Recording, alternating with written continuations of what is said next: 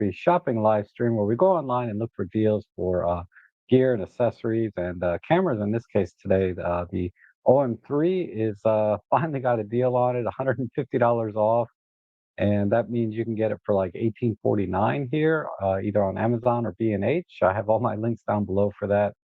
And as you know, the OM3 is it's by far my favorite camera.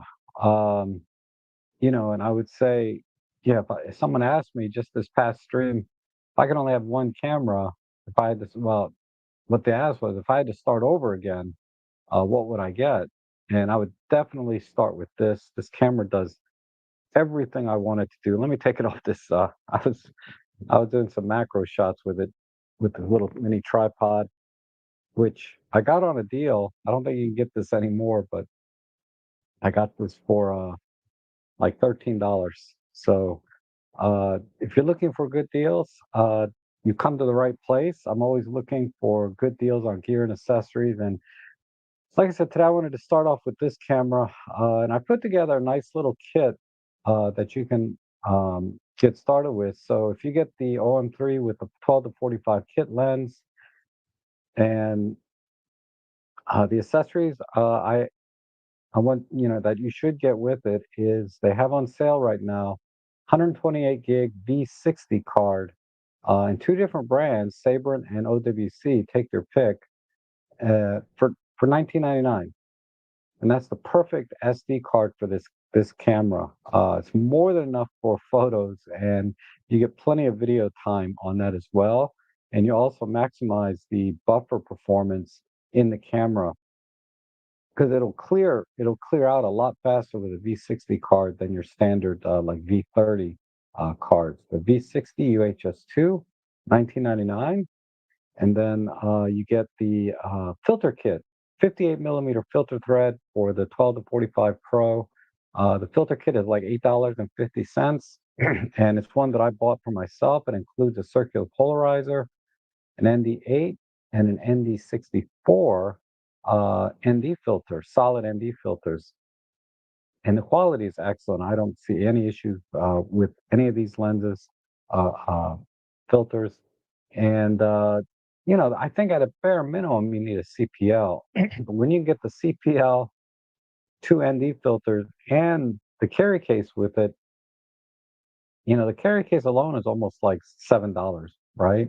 So you get that. And then also, so the filter, and I have a messenger bag, uh, vintage style, if you like that style, that'll go, I think, nicely with this camera. But, I have a few different bag styles we can look at today. And also oh gosh, so memory card bag and filters. So that's really all you need to get started. And then, of course, I always recommend a tripod as well. These are kind of the core essential items for photography when you're getting started, in my opinion, is a CPL filter. ND filters are nice to have in addition to that, and then the memory card, of course, and something to carry them in. So we'll look at those and a tripod. So these are all things. Now I know, there's always a lot of hype going around when cameras are released, particularly with OM systems, about how you don't need a tripod and how you don't need ND filters because it has ND filters built in. And, uh, you know, and that's true to a great extent that you can get away without filters and tripods for a lot of the photography where before you would have needed a lot of those, you would have needed to add those things. And, so, but you can go so much further uh, getting getting these in addition to the already very capable camera. So, for example, I think there's like an ND64. It's a digital ND64 in the camera. You can add another ND64 on top of that, and then you can actually do some, long exposure photography in broad daylight. Because the ND64, as it is, it may go to 128, but either way, it's great for um, Uh, when you're sort of like in twilight or dawn, where the sun hasn't come up fully yet, or it's a cloudy day, you can get away with the digital filter during the day. But the ND filter, adding an ND filter will definitely get you there. So you can do 1, 2, 3 second exposures uh, in broad daylight, on a partly cloudy day, right? Even in full sun, you can kind of get away with it, but it has to be a pretty fast moving waterfall, which a lot of them are. Another thing is, uh, the ND filters, if you want to get into flash photography, and I can make some recommendations on flashes to start with, is it helps you stay within the sync speed of the camera, which is 1/250th of a second, because you can't use the digital ND filter on flash. It's electronic shutter mode because it's a digital ND filter, and the ND filters are invaluable for that. Also, ND filters are invaluable for video work if you want to try to maintain that shutter angle. So there's a lot of advantages to having physical filters, and of course, the circular polarizer is the best way to reduce reflections and haze, and give your images a lot more contrast and pop to them. And so that's why I always recommend this. And the fact that whether buy this camera or not, if you have any lens with a 58 millimeter filter thread, like the 12 to 45 Pro, the 40 to 150 kit lens, the 75 millimeter f1.8, and there's probably a few others in there.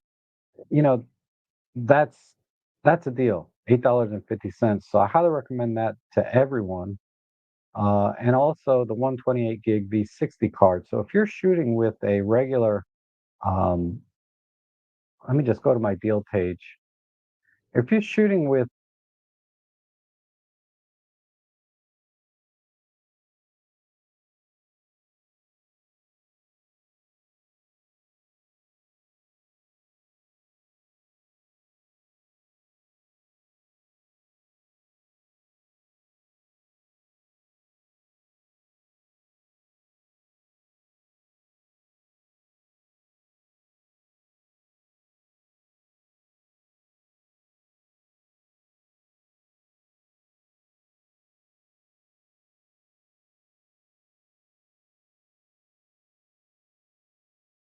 sorry about that. I accidentally, uh, I accidentally closed my streaming window. Let me move it out of the way real quick so I don't do that again. Um, okay, so let me just show these things. So the links are down below for this. But here's the ND filter set that I was talking about. $8.49. This is the one that I bought for myself not too long ago, July 28th. Uh, and here are the 128 gig V60 cards. Now, the Sabre one, you have to see if you want to get it right away, you can get it tomorrow, at least based on my address, or you can get the OWC. Either brand is excellent. You're going to get the same performance out of these. So I would go with those. And then for the messenger bag, let me see, where is that? Uh, oh, I haven't added that yet. I'll go ahead and pull that up. Uh, but here's a couple of messenger bags that are really nice. Just 20 bucks for this one. And it's perfect for the OM3. You can fit your OM3 in there with the 12 to 45 and a few filters and a flash. And that's all you need. And it's a very, very handsome bag, looks to be well made. And then, of course, weather resistant. I like this bag for $20. And then here's one from Terion. Terion, this is also an excellent bag. It's $5 more, but it has a few more features uh, in that. Let's see. As you can see, it has, I think this one's going to have more like little accessory pockets and things like that, where you can kind of tuck away your lens cap, spare memory cards, cable. So this is a little bit more versatile in that respect. And it's just $5 more. So between the two, I would recommend this one over the other one. But you know, maybe you like the other one a little better. Either one, you're gonna, this is a great deal. And then I found a really good deal on a backpack here. This one is from Mosiso. This brand is really known for making, camera bags and backpacks. And there's an additional coupon here to get this bag for $45. So be sure to check this box when if you're going to get this bag or backpack. But it's a really good size to carry multiple cameras and lenses. It has sort of a all-in-one space up here, which I like to put in like my 300 f4 in the top compartment here, and then I can put all my smaller lenses and cameras and accessories and flashes, all that down here. And it really has everything you need. It has a side pocket, so you don't have to take the backpack off completely to just pull out a lens or a camera. Front pocket here for, again, small accessories. And I like to keep my permits and parking permits and photo permits in the front compartment for easy access. And then the other thing I like about this, they actually put rubber feet on the bottom. And this is great for protecting the bottom of the bag because you're going to set it down a lot, but it also helps it to stand upright when you set it down. It's not going to like fall over to one side or the other when you have these feet on the bottom. So it's great protection, and it's also great for in terms of workflow in the field, just being able to set your bag down and it not fall over. So this looks like a great bag for $45. This also has sort of the rip tear resistant canvas or nylon material, so it's going to be very durable and rugged. There's just so many things, and I like the little loops on the zippers that they have here, and then of course a tripod strap on both sides. So you can carry your tripod on the side if you want, and then of course then a rain cover as well. So excellent backpack. Very perfect size for micro four thirds and APS-C cameras. If you're shooting a full frame, you probably maybe want to get a little bigger bag, unless you travel light. But yeah, this is something I highly recommend. And then of course here's the OM3. So if you don't need or want the 12 to 45 Pro, you can get it without it for 1849. But the kit with the 12 to 45 Pro, this is an excellent value. You're getting the 12 to 45 Pro for 250 bucks. I mean, that's just unbeatable. I paid $350 for a used one. I was stupid and didn't buy it with the camera. I should have bought it with the camera when I had the chance. But now it's even a better deal than when I bought mine.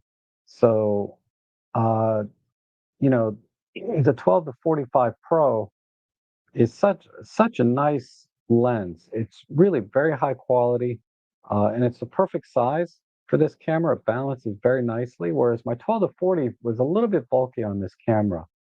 But with this lens, it's 100 grams lighter, and then correspondingly a little smaller because of the 58 millimeter filter thread versus the 62. So it just makes everything smaller. Now I have an accessory grip here that I bought on eBay for like 60 bucks. I'm gonna upgrade this case. I really like this half leather case because it has a relatively small bump here for the grip. It doesn't protrude out too much, and it's just enough so that when you're holding your camera, like in this angle, like if you like to use wrist straps, a lot of times you're just holding your camera when you're not shooting, just off to the side like this, and this makes it 100 times easier to hold. Uh, if you're the wrist strap kind of person, I'm mostly primarily a full strap kind of person, but this little extra grip helps a lot, even when you're hand holding the camera. It just gives you a little more confidence in holding it.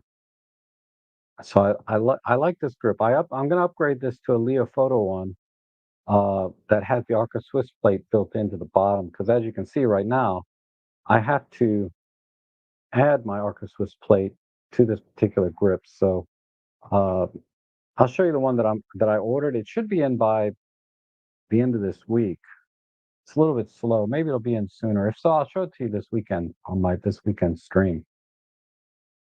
Okay, so these are the kind of the primary things I wanted to show you was a nice little kit here that you can put together very affordably, right? So I'm talking about 850 plus $20 for a memory card, so $28.50, and then another, let's say, $25 for this.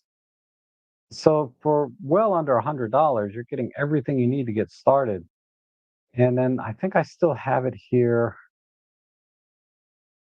$25 tripod. You know, great, great budget tripod to get started with. It's like now we're closer to $100 for a tripod, a filter set with CPL and ND filters, a 128 gig V60 card, and a messenger bag for $100, right? All of those things together, and throw that together with the um, deal you're getting on the OM3, and you're getting a fantastic package for photography to get started. Uh, Now I understand the OM3 is probably the kind of camera you typically wouldn't be an upgrade for. You'd be like a second camera or your only camera. So if this is your first camera or second camera, this makes a lot of sense. Um, so and if it's your second camera, it's going to be one because you like the styling. Because typically your primary camera is going to be an OM1 Mark II or whatever premium camera that you really love. Um, Or if you're thinking about upgrading, I mean, there's you can look at this 100 different ways, right? Upgrading to the OM3 from say an OM5 or an OM10 or EM10, I'm sorry, or an EM1 Mark II. This is a terrific upgrade. Uh, just keep in mind that there's no grip when it comes, and that's perfectly fine for a lot of people. For me, I wanted to add just a small grip to mine with the full base plate. The full base plate, when you buy these grips, makes a huge difference in uh, the longevity of your camera, uh, both cosmetically and physically, because it protects the bottom plate uh, from scratches and bumps and nicks and things like that. And also, when you're screwing your tripod in or attaching your Arca Swiss plate, it takes all of the stress off the tripod mount in the camera because now it's distributed across the entire bottom of the camera rather than just in one little place down here in the center. And particularly with like plastic cameras, that's a big problem, right? And with all metal cameras, you're a little better off, but why not get a full base plate? Just a little bit of a grip on it, and you're good. So let me just show you a couple more things before I'll go to the chat and try and answer some questions. Um,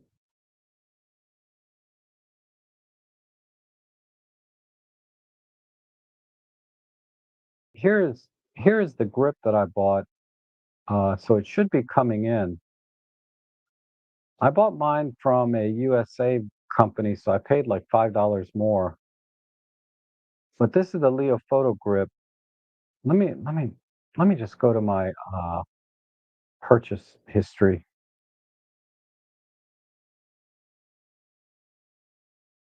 Yeah, this is the one that I bought. Uh, when I bought it, there was a $5 coupon, so I paid like $66 or something for it. But it's $71 now. But I'll give you a link to this one in the chat section. I like this because it also has the L bracket too, so you can mount it vertically. It has a relatively small grip, so it doesn't protrude out too much. And most importantly, it has the Arca Swiss plate built into the bottom. So I love that. And it's a nice aluminum color, so it's going to go nicely with the camera. And also, you'll notice a couple of extra things here.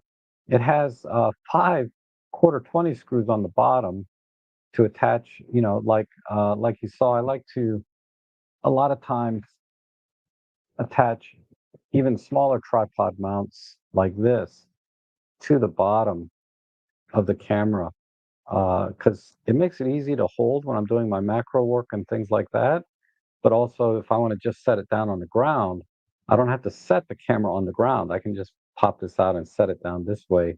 So again, further protects the camera by having these little mini tripods. And you can get these everywhere on Amazon or wherever for like $10, right? These are not very expensive and but they're very, very handy. So that's why I like this plate because it has multiple quarter 20 screws. But what's also interesting, it has an additional cold shoe here to attach whatever, maybe a microphone or LED light or power bank or whatever. Because, cold shoes are pretty universal when it comes to accessories as well. They're not just for flashes, but for a lot of other kinds of accessories. So I really like that you can use the cold shoe here, not have to occupy your hot shoe. So this particular mount, although aesthetically I prefer my half leather case, I like how it looks, and it does protect the camera just a tiny bit more. Uh, this is a lot more practical because of the L mount, the cold shoe, the additional quarter 20 screws all the way around, and uh, and the Arca Swiss plate being built in. So I highly recommend this. So I'll put a link to this as well. Let me just do that real quick in the chat section.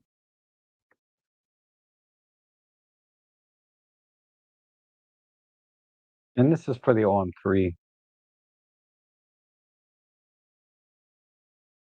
So there's that one. And that is my affiliate link, so I'll earn, a couple of percent on that, small commission on that if you buy it at no extra cost to you, as if that needs to be said. Okay, and then the last thing I want to show you is the B&H.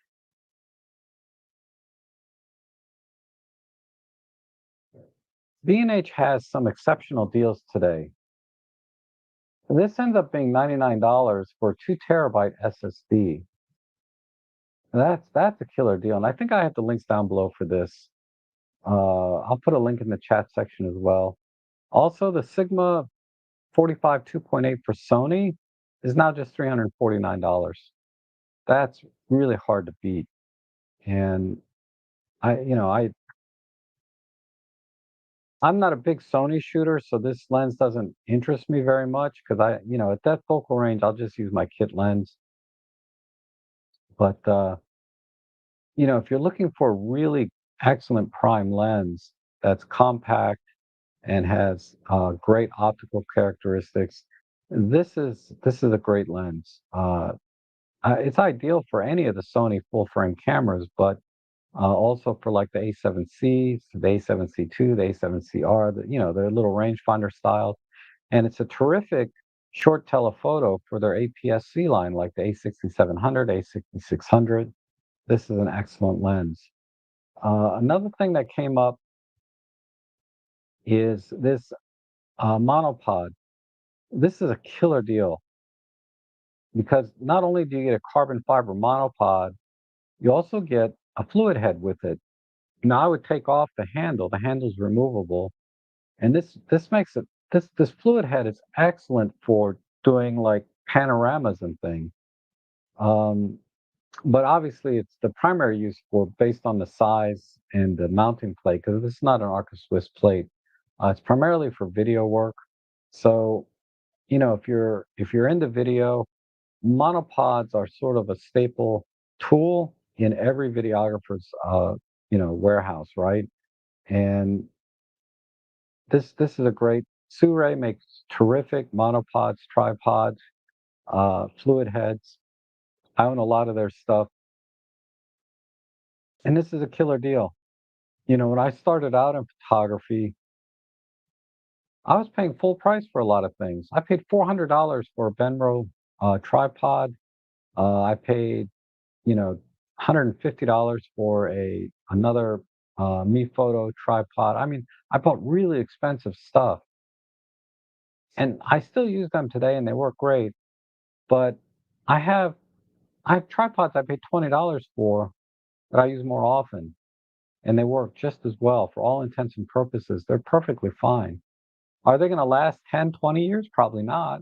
But I only paid $20 for it, right? In this case, I have a $25 tripod in my deal page. I spent like 80 or $90. No, I spent over $100 for a B&W polarizer. Nice filter, but I can get a whole CPL ND filter kit for $8.49, and I can't see any difference between the two. So, I'm not saying that you're not getting high quality when you buy B&H or B&W, um, but when I can do basically the same thing for $8.49, if I want to buy the B&W later, I can. But I made so many financial mistakes when I started out in photography, buying, trying to buy the very best, because they put it into your head, buy once and, you'll save money in the long run. And I totally get that. I totally get that. And I don't disagree with that at all. That said, a lot of us are not sure if we're going to be using ND filters a lot or using a tripod a lot. It's just not, you're just using the camera and you just want to use a tripod or an ND filter once in a while. It's not part of your core photography needs. So why spend, so much on it? You know, uh, because honestly, that B&W filter for many years just sat, on the shelf because I didn't think I needed a CPL, right? I thought I needed it when I bought it, but I was just stupid to spend that much on it, you know? So, okay, so let me get to the chat section. Those were the core things that I wanted to show you today. The OM3, excellent camera. If you have any questions about that, I'll be happy to answer them for you. I recommend the 12 to 45 Pro, and then my little accessory kit, the messenger bags, the memory card, um, and the filters to get you started. It's just a nice little add-on, and you can look at it another way. You're getting all the accessories free because the OM3 has been discounted by about the same amount. Okay, let me see if I can figure out where we are in the chat. Oh, Erna, yeah, good to see you. Good to see you back. So you were on vacation. I hope you had a good time. And I've been well, thank you. I hope you're doing well. Um,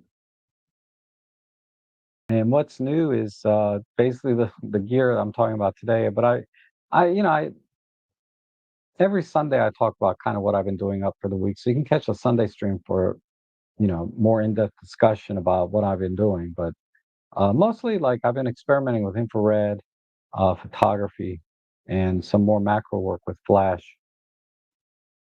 And the great Vanzini says, I'm being flooded with Sigma lens reviews this morning. Really? I didn't catch YouTube this morning. Um, and a new Canon C50, deleting all that I can. Sure. Yeah, I don't know. If you're a videographer, maybe you care about the C50, but I'm a photographer enthusiast, and I think most of my audience, you guys, are mostly photography enthusiasts, and that's what I tend to focus on. And good morning, Kevin. Good to see you. And Marcia, good to see you. So good to see you in my streams lately, Marcia. I guess the schedules have somehow synced up finally. And then, do you think they will release OM1 Mark III next year? What are the odds? I would say 80-20, like 20% they might release an OM1 Mark III, 80% probably not. Because OM1 Mark II just came out last year. And OM Systems is not, as far as I can tell, on a 2-year cycle. Uh, at least it hasn't been since I'm including Olympus in that, right? I mean, a 2-year cycle is pretty quick for a flagship camera because they're kind of a small company now, relatively speaking. I don't want them to just release an OM3 with minor updates like the OM1 Mark II. I don't want them to release the OM1 Mark III like they did the OM1 Mark II. The OM1 Mark II is just a sort of very, very minor update, in my opinion. Bigger buffers, kind of the signature thing about that. But I don't want an OM3 to have like, okay, now it has one more thing, right? Like maybe they update it so it takes CF Express cards. I don't know, something minor like that wouldn't interest me. So I'm fine waiting another another year so that they can take their time and really make something with some substantial improvements. Uh, Maybe a new sensor, which I doubt. I don't think we'll see a new sensor for at least 5 more years. Because the 20 megapixel stack sensor they have in there now is really good. And I don't know what they could do sensor wise in a flagship camera because the OM1 series is known for its very fast frames per second and all the computational things and the autofocus and all of that. So the current sensor is pretty solid, and I don't see anything on the horizon sensor wise that they could put in there like next year, for example. I think we're at least 2 to 5 years, at least. Two is very optimistic if we'll get a new sensor in 2 years, but I think it's going to be closer to five. What do you prefer or recommend, OM3 or OM5 Mark II? Well, money no object, the OM3 by far. By far, it's a much more versatile camera. The performance is much faster. It's more snappier. The autofocus is way better with respect to like subject detect. It has subject detect in it. The face and eye detect is about the same between the two cameras, I'd say. But there's a little fruit fly or something in here. Um, it's amazing how something so small can just get away. Anyway, um,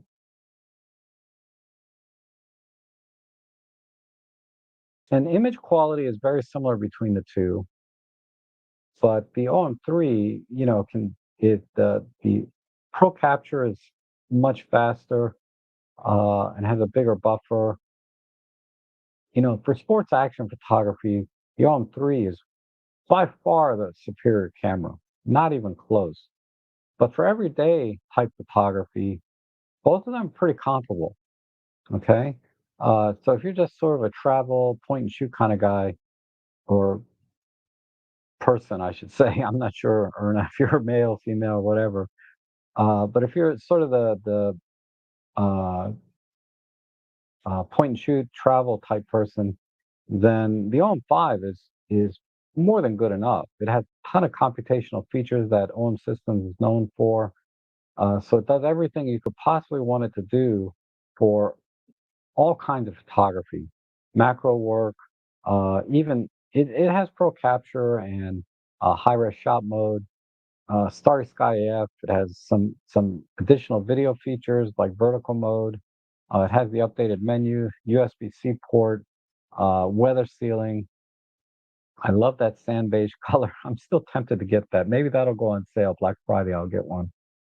But in any case, if you're not into birds in flight and fast moving sports action type photography, then the OM5 is going to be more than fit your needs, and it's going to be smaller, lighter, more compact.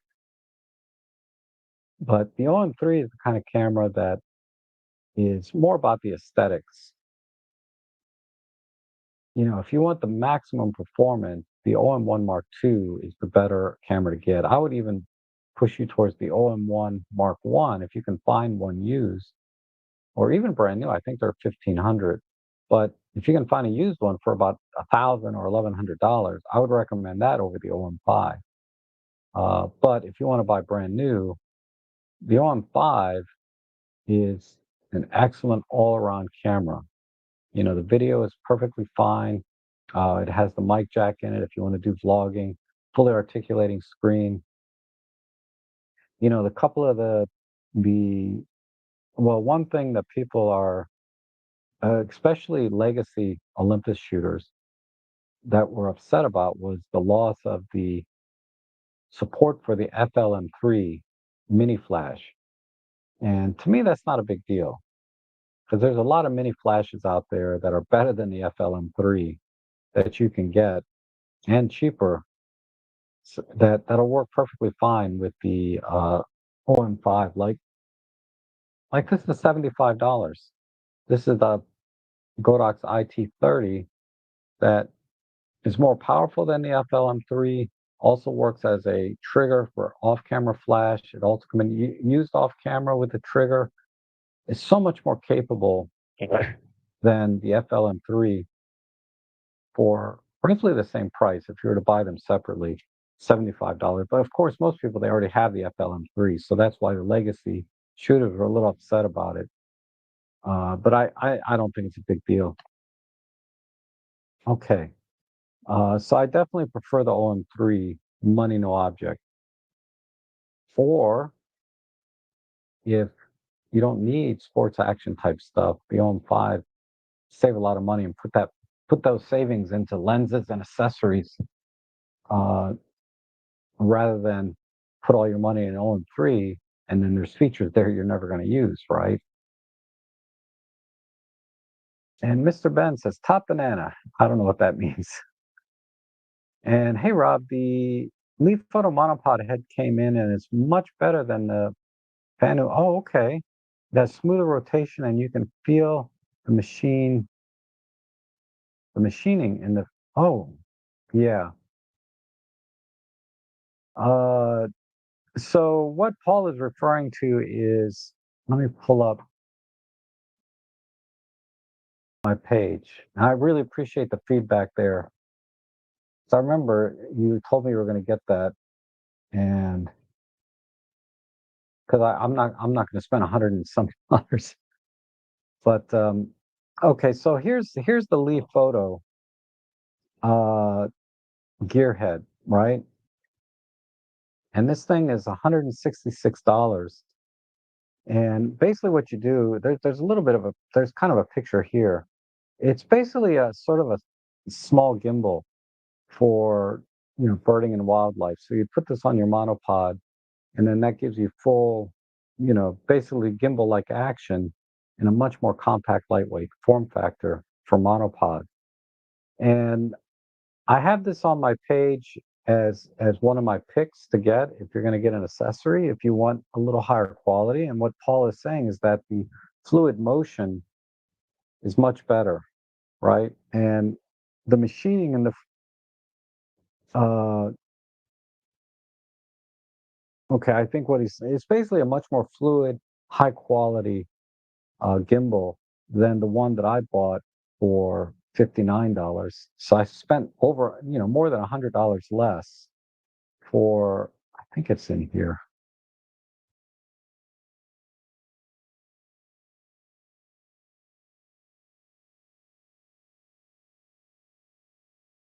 It should be here.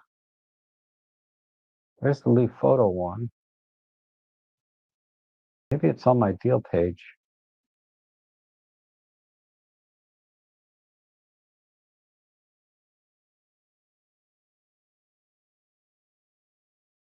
Yeah, oh, this one's $34. This is not the exact one that I bought, but it's basically the same thing. This one here, for a fraction of the price, uh, will do the same thing the Leofoto will do, but it's not as nice, right? The the the action there is not going to be as fluid. By feeling the machining, that means in the manufacturing process, there's not as much precision, and it's also probably by design. The design of this device or gimbal uh, is not going to have, say, as many ball bearings in it, or it's going to have compromises somewhere in the actual design to make it just feel cheap, right? Now, for all intents and purposes, this one has been working perfectly fine for me, right? But if you want a quality gimbal head, yeah, you get what you pay for. For me, it wasn't worth the extra money because I'm on a tight budget anyway, and I'm willing to deal with the compromises in quality with this. Uh, Even though the action is it's very fluid, it's loose, right? So I think what Paul is saying is that um, it has a smoother rotation. It's just going to feel better, right? It's think of it like this way: if you're driving a luxury car, it's going to go smoother over the roads because it's a much higher quality vehicle than say my little Mazda. When I go over a bump, I can feel it. So it's kind of along those lines where the action is not quite as fluid or as smooth as the Leofoto. But I think this is one of those items that, for me, was good enough, and I don't really feel the diff. I don't have the Leofoto, so I can't say I don't feel the difference. But I don't feel any problems in any restrictions when I'm using this this particular fluid head, or I'm sorry, gimbal head. It's not restricting me in any way. Do what I needed to do. Now down the line, I may get a Leofoto gimbal head, but I don't. I don't. If I was using it every day or every weekend, I would have probably splurged for the higher quality one. But I only go out once in a while with my monopod and gimbal head. Usually, I'm just shooting handheld. But if I'm going to be out all day long, like if I'm going to Conowingo, I would use this definitely because you're standing there for 3 4 hours. It's not easy to handhold a camera for 3 4 hours with a big heavy lens, especially if you got like the 150 to 400, the 150 to 600, these bigger lenses. Uh, Probably the Leaf Photo would be a better match than this one. But for me, this was perfectly fine. I paid $59 for mine. This one's even a better deal than that.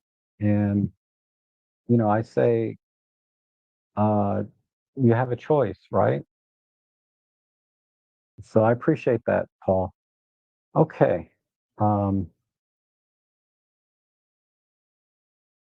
Biggest difference is in the friction knob on the Leaf Photo can be increased rotationally resistant, but extremely, yeah. Um, oh, you got yours for 135. So again, when he's talking about the friction, it's like with the Fanu, the cheap one, right? When you loosen it, it's completely loose. You have complete free action there. Whereas like on the Leaf Photo, you can adjust the fluidity of that. So if you want a little bit of resistance in your panning motion, whether it's vertical in your vertical panning motion, the Leaf Photo has a little bit more uh, precision there, right? You can rotate the knob. So I'm pretty sure that's what you're referring to. And that can be a big deal too, especially for video work. If you like to do video, uh, where people are capturing like these eagles diving down and catching the fish, having a very fluid with some very minor resistance, but a fluid resistance will really make your video a lot smoother and a lot more consistent. So I've never tried NDs, but I like CPLs. Yep. So NDs, like I said, NDs are really useful for long exposure photography and flash photography. And you can get much higher, much darker NDs like an ND 1000. They have ND 20,000 if you want to shoot the sun, things like that. That's a little bit beyond the scope of what I do, so I can't make any recommendations there. But anything between a two-stop and a 10-stop ND filter, I can tell you that's part of my core kit when I go out into the field. I always bring my filters. Uh-oh.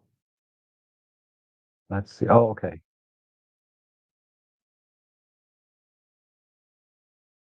Get the Joby strap, very rare. Somebody just sent me an email about a strap. Might have been you.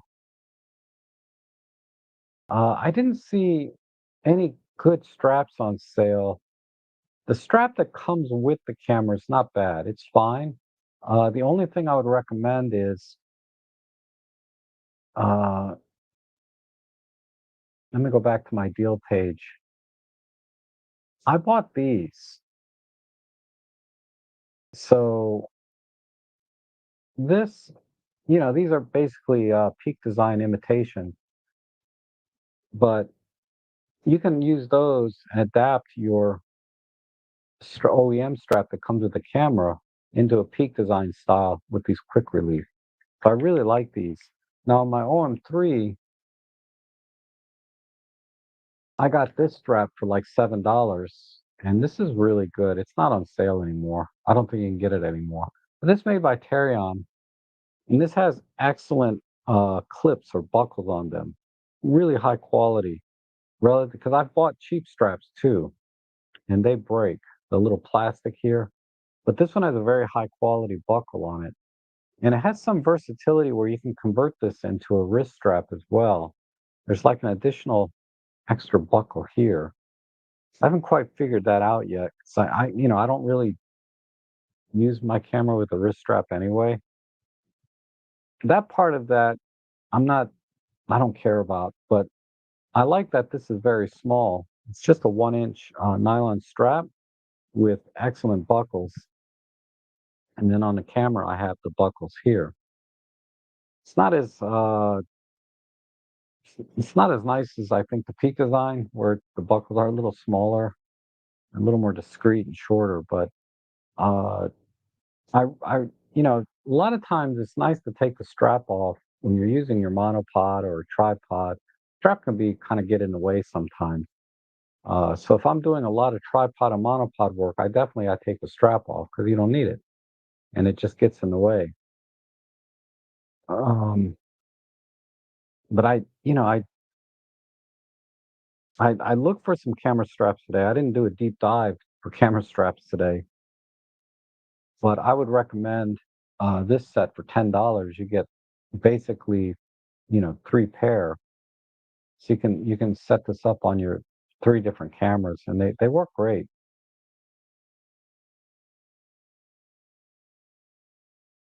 All right.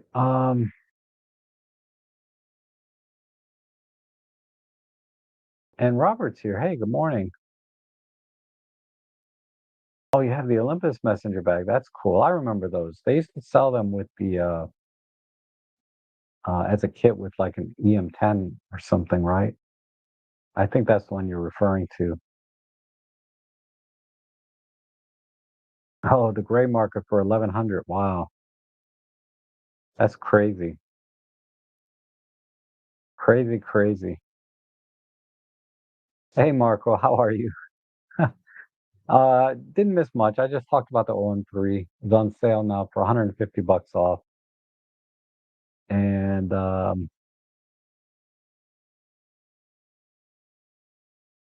I have the Arca plate grips on my EM5 Mark II and Pen F, yes. Um, yeah, a lot of people were thinking about the OM3 in black. They were hoping it would come out like sort of like the Nikon ZF when it came out in black, but had different color uh leather wrap. Of course, I saw the Nikon ZF is now available in silver, so maybe I'll get one of those. Uh, I would get that, and I would probably get it with I don't know, whatever kit lens, 24 to 70 f4, 7 to 14 Lexus. That's funny.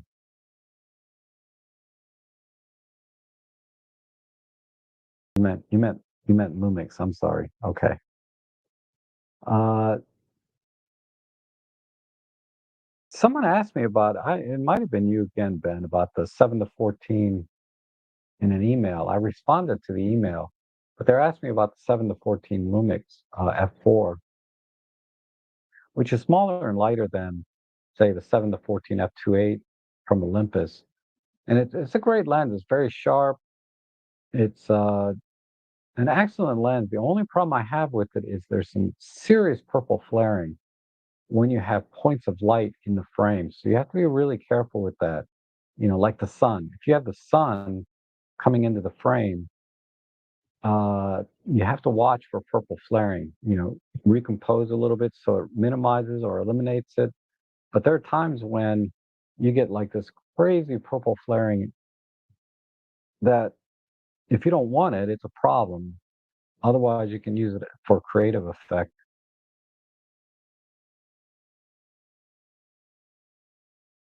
Seraphim says, if they don't have any Seraphim, if they don't give us a new sensor in 5 years, it won't exist.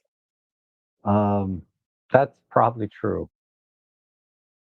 Rob, what kind of half leather case do you use on the OM3? I believe it has a built-in grip. Yes. So I'll show you the exact one that I bought. Um, Let me see. I'll go to my eBay purchase history. So it's this one. Wow, it's even cheaper now. But I think you have to, and it says it includes the import fee. So this is the exact one that I bought. Let's see if there's a good picture of it in here.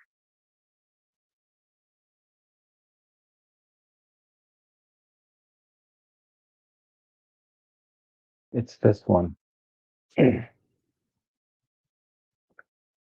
So now it's even cheaper because I think I paid, well, actually, if I back up, it'll tell me what I paid. I paid $54. Uh, but I'll give you the link to this one and then I'll talk about it and why I'm updating to the Leofoto one.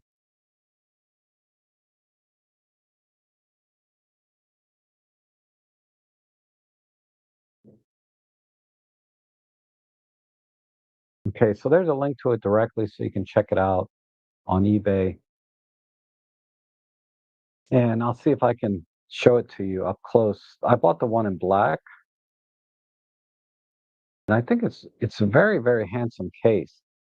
And of course, you still have access to all your ports and your flip screen, no problem, and then to your memory card.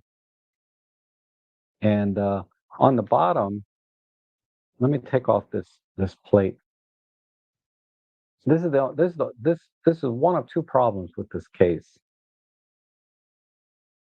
This is on here tight. Okay. Is that the base is not Arca Swiss. It's just a flat base. All right, so we have a flat base here, but it's very, very thick. So it really protects the bottom of the camera, distributes the weight nicely, but it has a separate um, tripod screw and then a separate quarter 20 screw here. So that's why I'm able to put on like an Arca Swiss plate on here, which solves that problem. And now by having its own separate quarter 20 screw, you're not jacking up the quarter 20 screw potentially on the camera because you screw this in once and that's it. And then this I can put on and off all day long, or I can attach a mini tabletop tripod here very easily.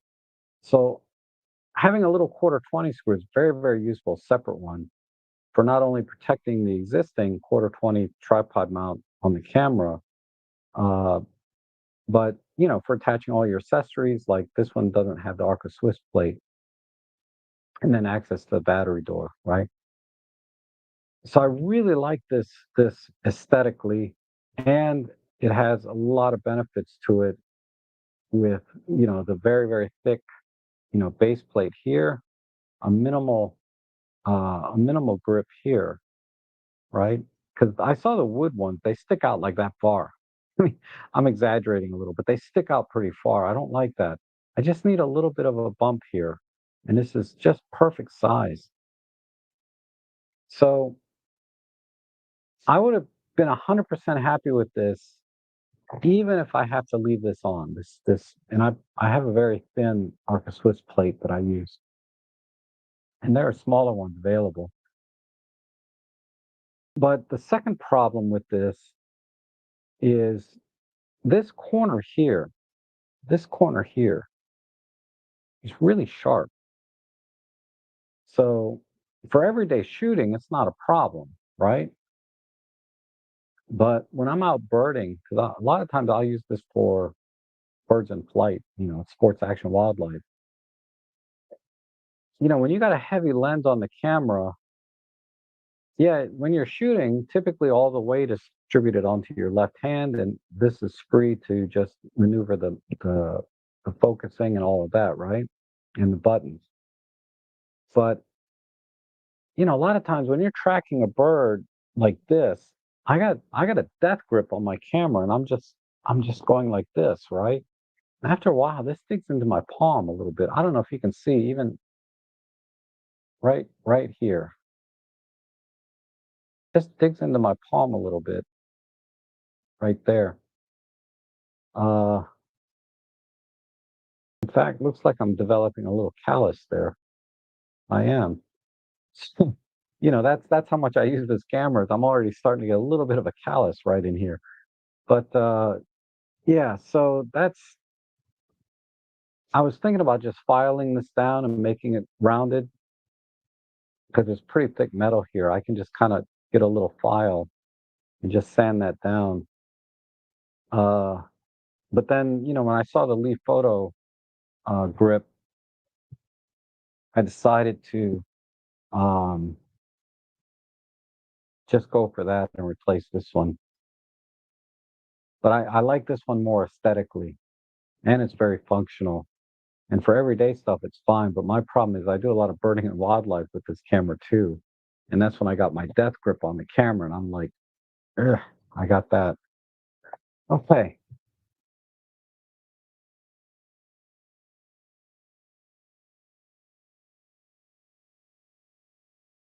Oh, that's awesome. Thank you for sharing that. Adorama has another extra $100 off. So that's a deal. I mean, I'm not affiliated with Adorama, but if you want to get the OM3, get it from Adorama if that's the case. Okay.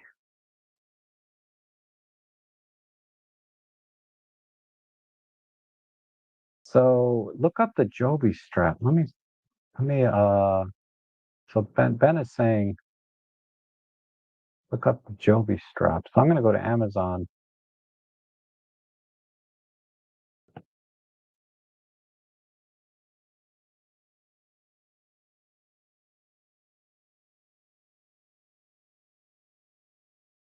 I think it was you that emailed me. This is a very similar one to the Joby one that I saw. Let's see. No, this is way different. Let me just pull up that email.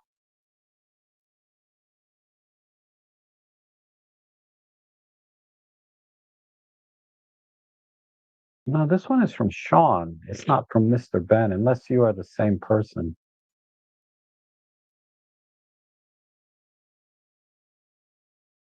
That didn't work.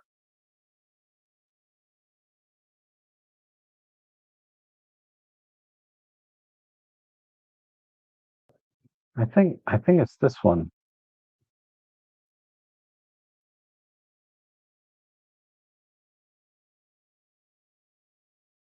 So this Joby strap, it's kind of the same idea. You can use it as sort of a wrist strap and also as a regular camera strap. This one looks a little more robust. I mean, looks like a little thicker strap.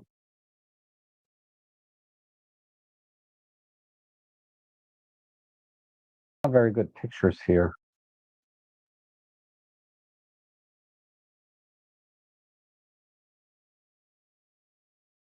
So if we look at the strap that I bought for mine, uh, let me go into my orders here.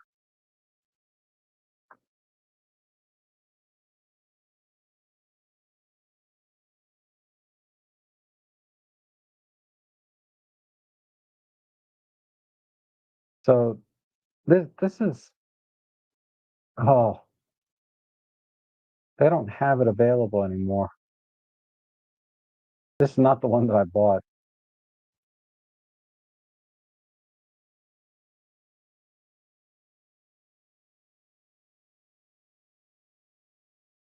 Yeah, unfortunately, I they just don't have it anymore.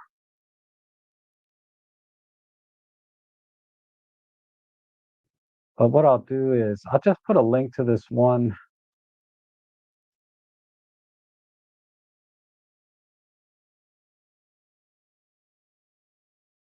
I'll put this link in the chat section. This is the Joby strap. This is interesting. The person that emailed me, and it says this product's inactive. But they seem to really like this design,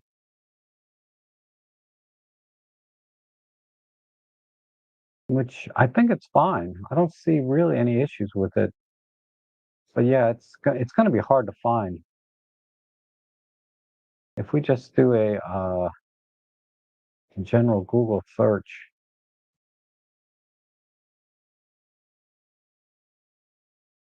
Joby convertible, yeah, B&H doesn't have it anymore.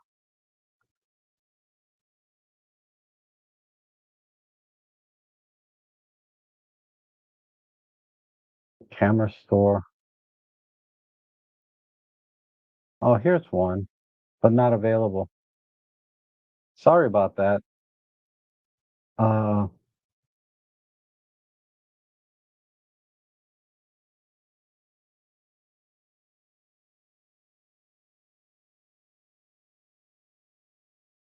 yeah, it's just not anywhere, unfortunately. Okay. Uh,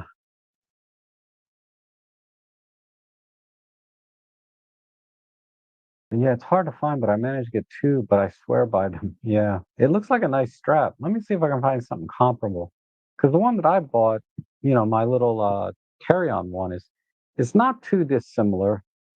It can be converted. I don't know how, but this one's not available anymore either. So apparently they weren't too popular. But I think the idea is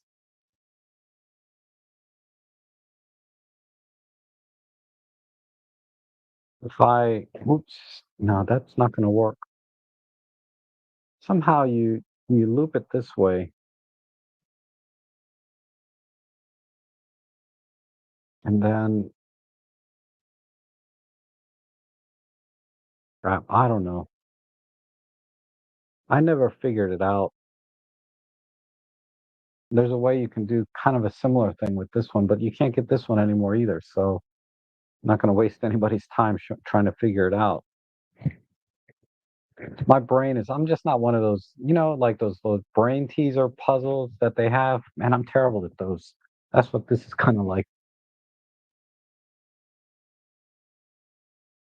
Okay. Yeah, it's so good. Okay. Let's go to let's check out the Adorama deal. Why not?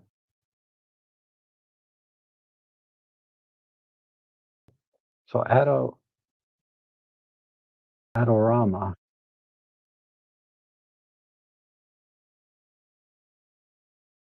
OM-3.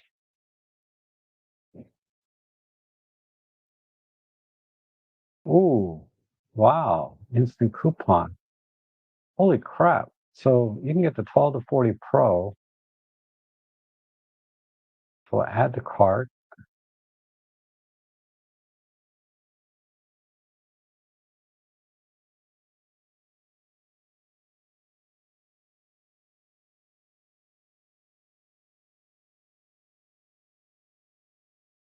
Look at that.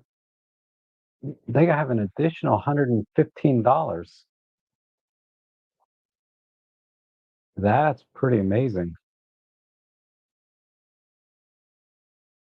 Let me give you a link to this. I'm not an affiliate here, but man, if you're gonna buy the OM3, Adorama's an excellent, dealer, and they're giving an extra $115 off. That's a deal because you're saving $200. It's tempting for me to get another OM3 now. I don't need 2 OM3s though. But yeah, man, that's a great find. Thanks for sharing that. That's awesome. Wow. 19, so you're getting the OM3 with the 12 to 45 kit lens for less than I paid for my OM3 all by itself. And then you can go over to my Amazon page and buy all the accessories I showed you, to get a really nice starter kit. Take off this hat. It's annoying. I put the hat on because I was having a bad hair day, but whatever. Okay.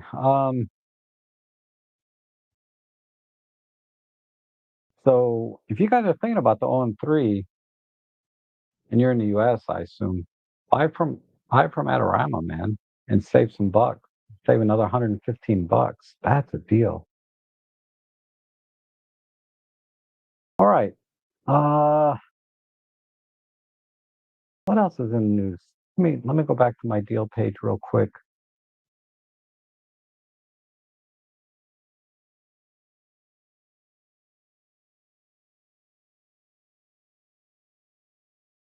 Wow, Larry, you got the 60 macro now and have $150 off. Called yesterday and they gave me the credit. Wow, that's really cool. Who gave you the credit though? Did you buy it from B&H or Amazon or probably Adorama? Wow. There are a couple other things I wanted to show off. Let's see.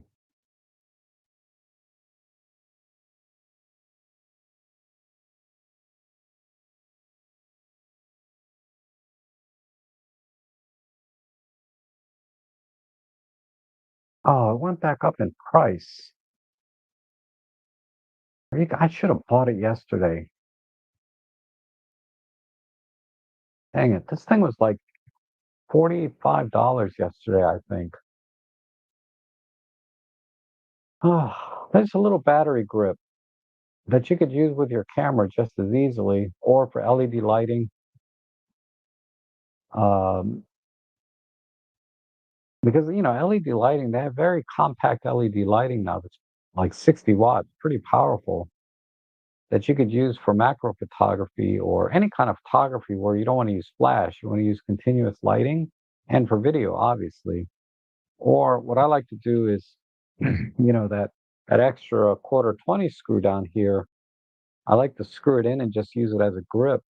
I have one somewhere, a little bit lower capacity one than that one, but I'll use that because when you're doing macro and stuff, a lot of times you're draining your battery pretty fast because you're just doing multiple images and doing a lot of processing of in-camera stacking, and before you know it, your battery's starting to run low.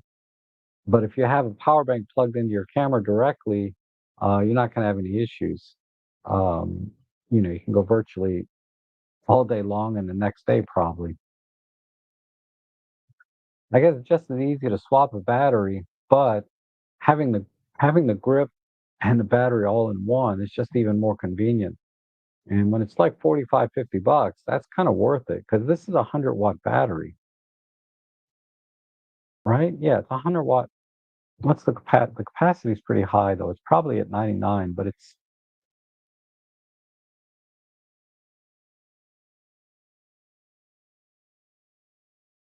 I'm sorry, it has a 74-watt battery.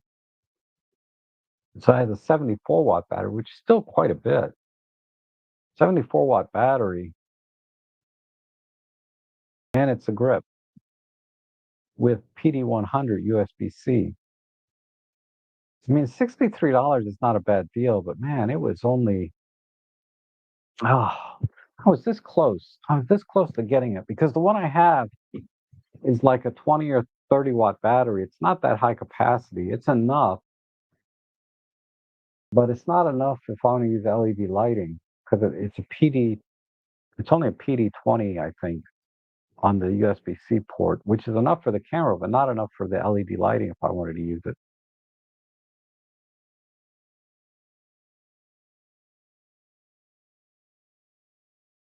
Nah, another 2.5%. I don't know what Rucodin is, but take it. I use the cash back. I have a cash back thing on my credit card. So if I did order from uh, Adorama, I would get another 4.5% off.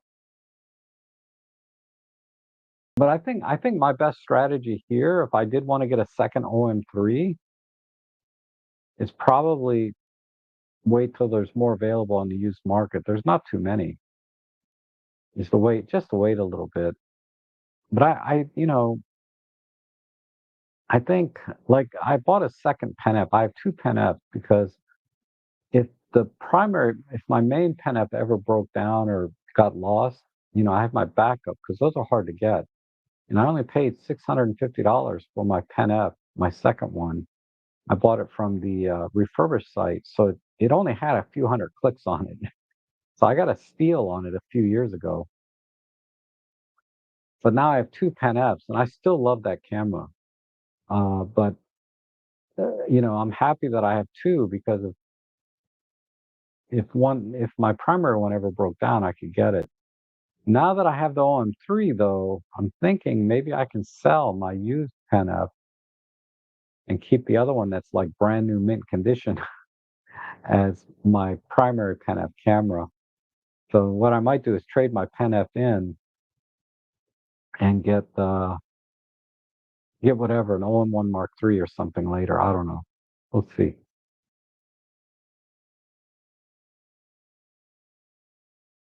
I've nearly bankrupted you. Don't go out. Don't spend money you don't have, obviously. But I try to save money. Uh, I try to save people money. Like I said, you don't have to buy. Follow the mantra. Buy once and you don't have to buy it again. I mean, if you're paying like that, two examples is like the filter kit is $8.50 versus say 80, $90 or over or more for B&W, especially if you got three B&W filters, it'll cost you hundreds of dollars versus $8.50. And I can't even buy lunch at McDonald's for $8.50. Let me tell you. And then there's the the gimbal that Paul was talking about earlier. You can buy the $35 one and it's perfectly fine, functional, right? And when you want to get a nice one, you can buy the Leofoto. But if you're like me and only take it out once in a while on a monopod, like I'm talking like every other month, if that, I might go to Conowingo, which is, a big bald eagle place. And, about every other month, I might use my monopod with that gimbal where I'm going to be out there hardcore doing wildlife photography. Ah, you're joking. Okay. So, you know, I, I, I really think, and I really try to promote at least because there's a lot of products that are cheap that are just junk. So I at least try to promote things that I've vetted either because I purchased it myself or I'm pretty familiar with the brand. And when they offer a good deal, I try to have it on my deal page. And we can all, of course, look at the high end products, right? High end filters, high end grips, high end whatever. But usually, when you're looking at those products, you pretty much have a good idea of what you want, what you need, and the quality of that product. And I don't have much that I can add in terms of a value, right? So those products sell themselves, in other words. But buying an $8.50 product or $10 product, it's a little tougher sell sometimes, believe it or not. I mean, my argument is it's $10, you know? If it sucks, you can return it because Amazon has a pretty liberal return policy, and if it doesn't last as long, you only paid a fraction of the price. And but at least it gets you started for a much lower entry point, cost of entry. Unlike what I did when I started, I bought, like I was telling you, I bought a $400 tripod and a $150 tripod. Actually, I paid $180 for that if I remember. And they're great tripods, but like the $400 one, I hardly use at all. I use it on my photo jobs, for my paid photo jobs, uh, just because I put my gear head on it. But that's it. And I don't do photo jobs that often. Once or twice a month, I'll get a photo job that I'll go to a little bit more in the holiday season for events and stuff. But for events and stuff, I don't even use a tripod.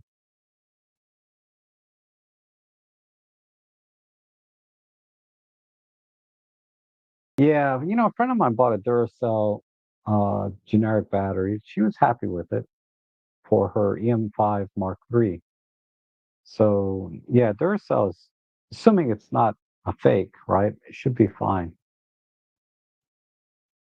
Had I not just bought a pair of OM5s, I would have been all over the OM3 deal. You bought a pair. Jeez, man. That's why would you need two? I mean, I know you got a lot of cameras, but I don't know. I'm one who should talk, right? Like I have an LX100 Mark II and a Leica Deluxe 8. I don't need both. I don't even need either camera, to be honest. But I just like them.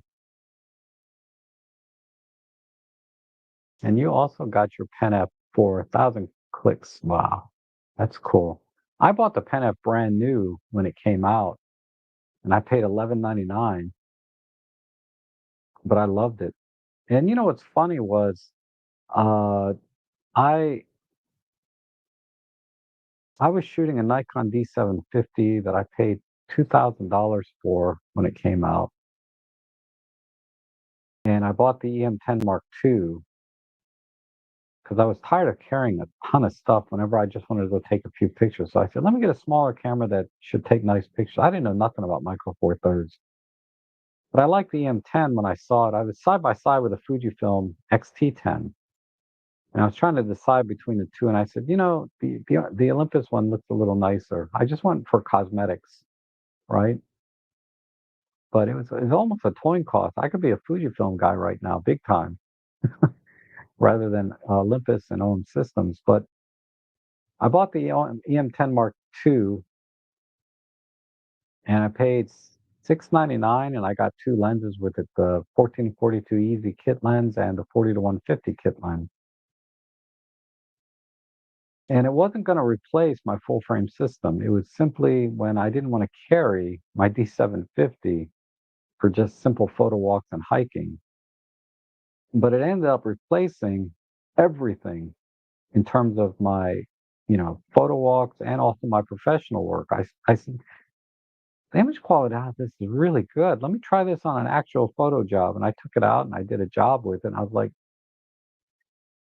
okay, I'm done. I can carry everything I need to a photo job in one little messenger bag, uh, and get just a good image quality for all intents and purposes. Because I was delivering, and I still do to a large extent, 2 megapixel images to my clients. So and now with the OM3 and how versatile it is, I can do everything with it. And I get it. There's oh, Gord is here.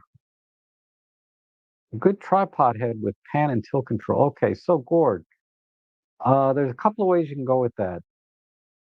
Because I'm gonna end my jibber jabber about nothing there. Let me pull up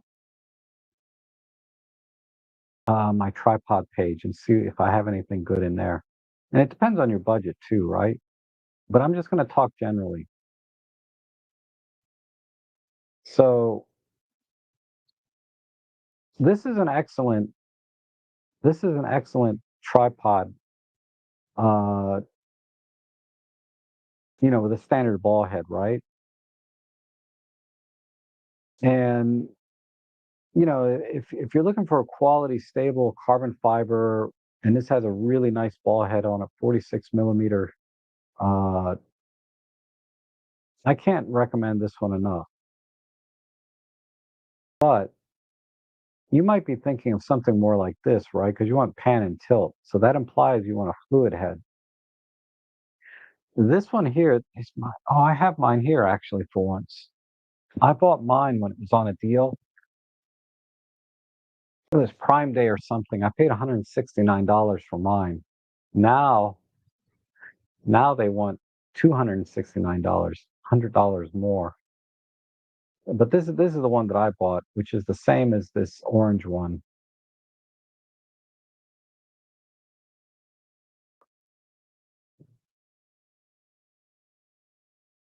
So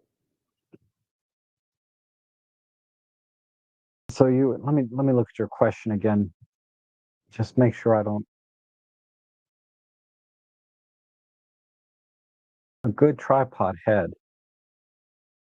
Oh, so you just want the head. So we'll talk about the head. But a lot of times it's better to get the whole thing all in one. But this, of course, has panning, right? And uh, tilt. And it's a standard Arca Swiss plate here on the top. I kind of doubled it up with this one because right now the tilt is one direction. So if you have a square Arca Swiss plate, you can mount your camera either way. But if you have, the base plates like I do, I needed to invert it 90 degrees. So I just added an additional, and this also gives me some nodal point flexibility as well. So we have panning, or I'm still tilt and pan. Now the ball head is inverted down here. So what I do is I just lift it up just a little bit.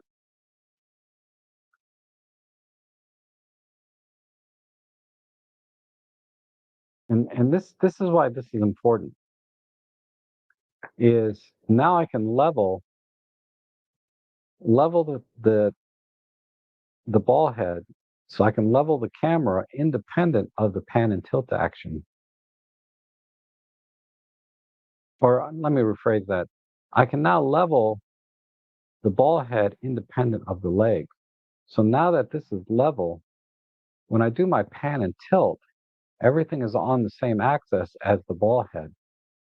This is really, really important when you're doing panoramas, especially multi-roll panoramas for stitching. So I assume that's what you're trying to do. If we're talking about video, then you need to look at a whole different setup. This kind of action is not quite as critical, but this makes a huge deal. So if you don't need the sticks, I mean the legs, right? If all you want is the ball head, then you need to look at a couple other things, right? And you'll save quite a bit of money.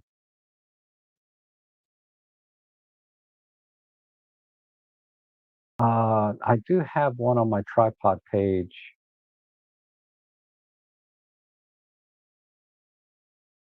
Okay, so there's a couple options here, right? This is one of my favorite. These two right here. There's a couple of options here. And then there's also down in here. So this one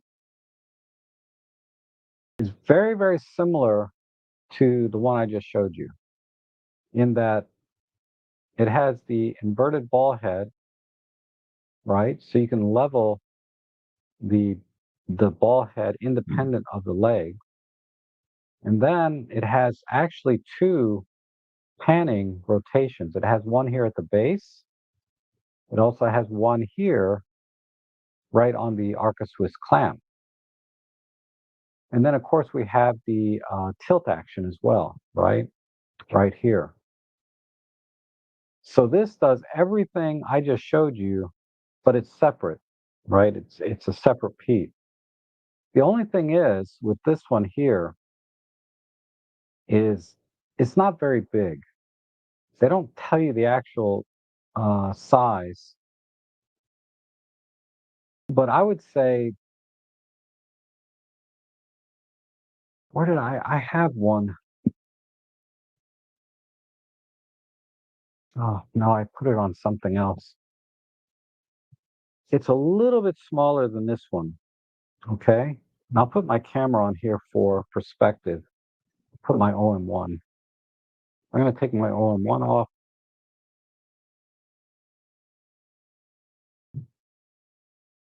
So keep in mind, if you like to use base plates like this, you're going to have to invert the, 90, you have to invert it 90 degrees.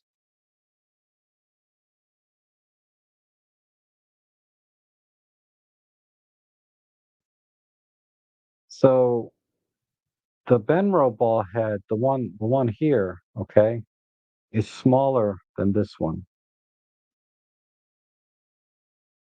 But it should be able to handle an OM1 with just about any prime lens. It would be a stretch if you wanted to mount, say, a 300 millimeter f4 Pro, right? Or 150 to 600. That little tiny, this little tiny ball head from Benro is not going to cut it. It's very, very small. Uh, so you have to think about. I have another tripod I can show. So what you have to think about, and they don't give the measurements. A lot of times they don't give the measurements, but the base here, it's great for smaller travel tripods. But if you have a full-size tripod with, let's say, 60 millimeter base, that little tiny ball head is going to look weird on that tripod. But this ball head can tilt, rotate, does everything. Arca Swiss plate standard. That's a really, really nice ball head. Uh, and I saw this at the camera store during one of their events, and it was really nice. I was going to buy the whole thing. I was going to buy the tripod legs that come with it. So I was going to buy the full set. It was going to be like $230. I wanted it so bad, but they sold out. So I couldn't get it. So I said, well, maybe I can just buy the ball head, right? With the pan tilt stuff. All right, so that's that one, all right? I don't want to dwell on it too long because I already have. The other option is something like this, right? Pan and tilt. So you can get this one. There's another one that's a little bit more money, it's probably a little better. These are full size though. They have a pretty big base, 60 millimeter base on the bottom. So you need to put this really on a full size tripod because it would look weird. It would look weird on this. Okay. Uh, just to give you some perspective, this is about a 40 millimeter base right here. But this is a 60 millimeter base, um, which is more like something like my like this. This is like a 60 millimeter base. So you can see in terms of size, it's huge. Uh, but that said, this is the kind of pan and tilt that will support, anything you put on it, right? 300 f4, 150 to 600, whatever. This is pretty solid. And it has great pan and tilt action, but the problem is it does not have a leveling base. Okay. So you have to level your tripod perfectly, and then your pan and tilt will be okay. But that's a pain in the butt a lot of times. So you need to buy a separate.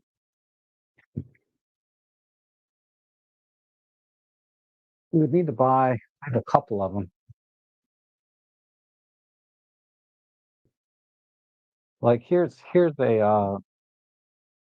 a leveling base, and I have an additional indexer on the top. I have a couple of different indexers. But here's a leveling base that's a full 60 millimeter base, and then you would put, say, this on top, right? The the one that this you would put this one, okay, on top here, like that. And now you have a leveling base, so you can level it independent of the tripod legs, and then you have the full pan and tilt action. There's other leveling bases like this. This one is a little more precise. I prefer this one if you're going to use a separate leveling base, that has the three knobs, because it gives you really, really good precision. But it takes forever to level. So while it's more precise, it takes a lot longer to level it. Whereas this one, the other one I showed you, you just loosen it and level it and tighten it. And even if it's a little bit off, it's okay. Stitching software is so good now, it almost doesn't matter. But uh, usually when I'm out doing panoramas, I'm not in a big hurry, right? I'm going to be there a while anyway, especially multi-row panoramas. That I kind of like the precision I get with this one, even though this is kind of a pain in the butt. Now, and then on top here, I have an indexing rotator. This is a little bigger one, so it has a lot of different, steps. This is really, really handy, but it's bulky. But when you're panning, especially if you're doing, say, I don't know, let's say you're doing a 5 by 10, you know, 5 wide, 10 rows panorama, like a really multi-row, you because I've done that before. I've done like 30 images, which was like a 10 by 3 or a 3 by 10 panorama where I stitched like 30 photos together. This is really helpful so that you index exactly to where, the last column and row was. It's hard to explain. This is really useful. This will add some bulk and cost. These cost about $60. All right, so that's that. Uh, so there's a leveling base. There's another one. This is a smaller indexer. This is probably good enough. I was thinking about buying this one because I don't need that big bulky one. I don't need as many steps. I could probably get away with something like this. Okay, and then this one here says generic, but it's actually Sunway Photo. This is a little higher quality one that's pan and tilt. But like I said, you'll need to get a leveling base like this. This one's not in stock anymore. I don't know why. But if you go down, Amazon will suggest a bunch of other ones. Like this one I got on sale for $18, but it's not on sale anymore. Uh, so that's that style, right? Pan and tilt. I think Thomas Heaton uses something like this, right? Now there's this other one here. This is the same head that's on that's on my tripod, right? It's the same one almost. This is the FS 40. I can't. Is it the same exact one? FS. Oh, this is the 4H, MH4H. The one here is the MH4L. So it's got good. It's a good size for a micro four thirds gear. So it's going to have a pretty good capacity in terms of weight. Like I said, I wouldn't put a 300 f4 on here, but uh, it has the same pan and tilt. And then down here, it has its own leveling base, independent, right? Independent leveling base. So you can now level the fluid head independent of the tripod legs. It doesn't have a lot of range. It's probably 10 degrees. Max load is 3 kilograms, which is not much, right?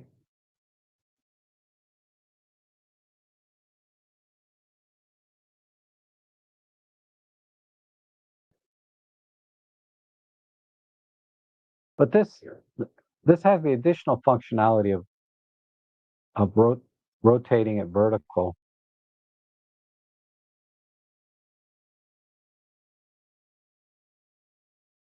But this is the one that's on my tripod for all intents and purposes. So you can get this one. I'm I would steer you probably more towards uh the Ben who is it? I would steer you more towards the Benro because this is a truly inverted ball head. So this will give you a lot more flexibility, and it this is a very high quality one. Uh, this one here, this is also pretty high quality, but it only has one rotation here on the base versus the other one has a double panning, rotation. And the Benro, if you want to go vertical, you just loosen the ball lock here, and you can just move the whole assembly vertical. Whereas on the Photo Pro, you'll notice that it has this sort of L-shaped, lever that tilts the whole thing up. And that to me wouldn't be quite as stable. So I wouldn't use this for vertical. I would just use an L plate on my camera rather than use that sort of tilting thing.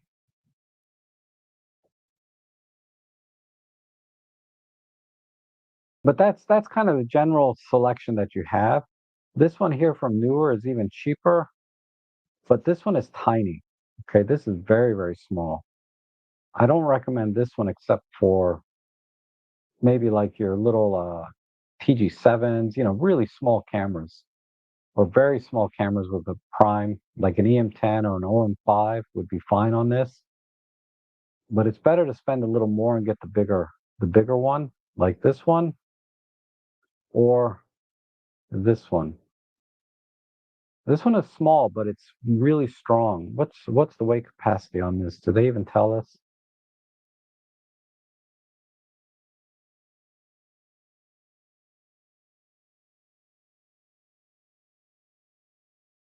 They don't even tell us the capacity. Oh, yeah. So again, it's probably right around 3 kilos.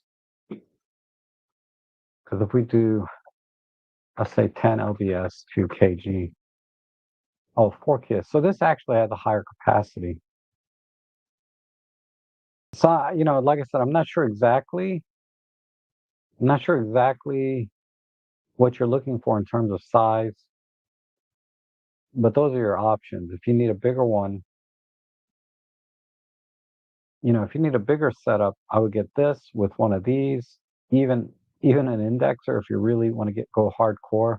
But you would get a pair like this. If you have a smaller camera with just primes, small primes and things, this is perfectly fine. This will support 4 or 5 kilos apparently. Okay.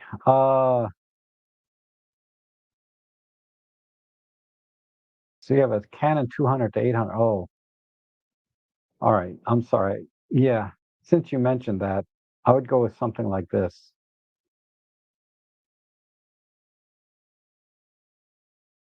Yeah, forget about these. Canon 200 to 800. These two are going to be too small. I would go with this. This is a really good deal. Very high quality. I would get this together with a leveling base like this. There's a whole variety of these. You know, I talked about like this. This is like the one I have for 39. This one from Leofoto is probably very good. I would get this one because instead of the knob, you got the levers turn. That might be a little bit easier to use. Something like this.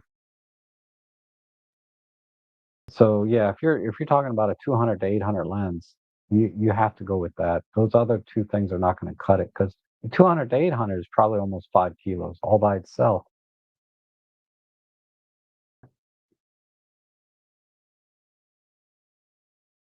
What base plate is that on the OM1? That's the RRS from B&H.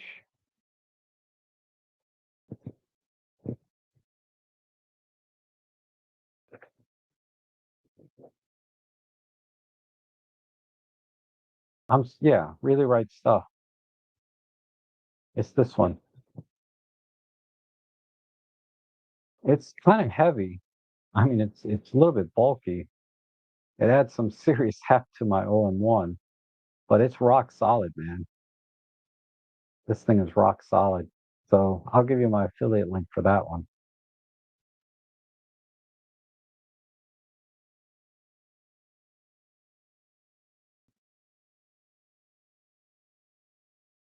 Oh, I don't know if I showed it to you. This, right? Yeah, this one.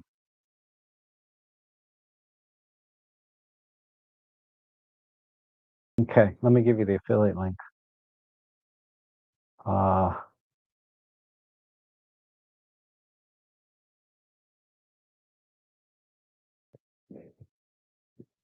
all right, there you go, Larry. Um,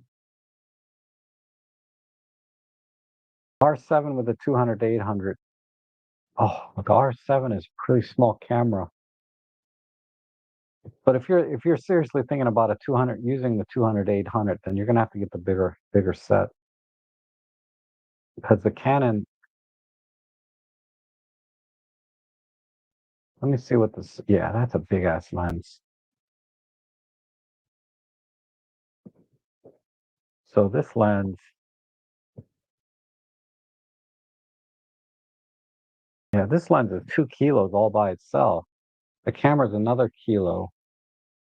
I mean, technically, you're within the weight limit of that ball head, but I can tell you, uh, you're not going to be having fun or enjoying the experience with those smaller ball heads because you're going to have to be tightening that thing down like this, like really tight to make it stable. That's going to be a pain in the butt. Whereas like the bigger ones, you just one, finger tight, and it's going to hold that setup. Whereas these smaller ones, you're going to be like putting all your strength into it to make sure it doesn't tilt. So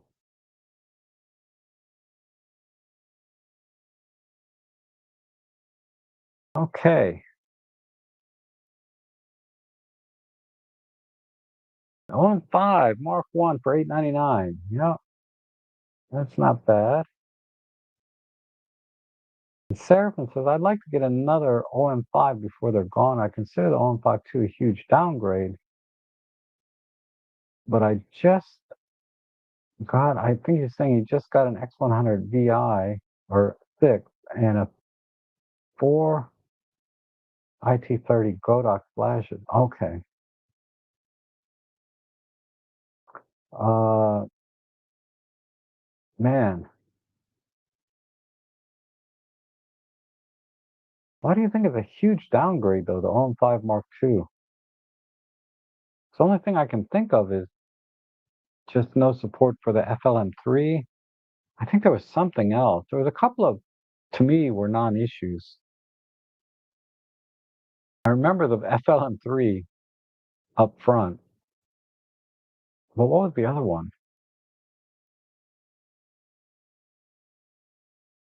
There were like two things that the OM5 Mark II kind of that came up, but I think it was FLM3 was the one that most people, legacy Olympus shooters were complaining about. All right, let me shut down all of these windows before my computer crashes again.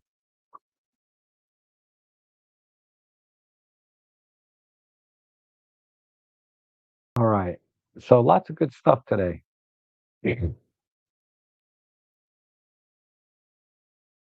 Oh, Henning is here. How are you?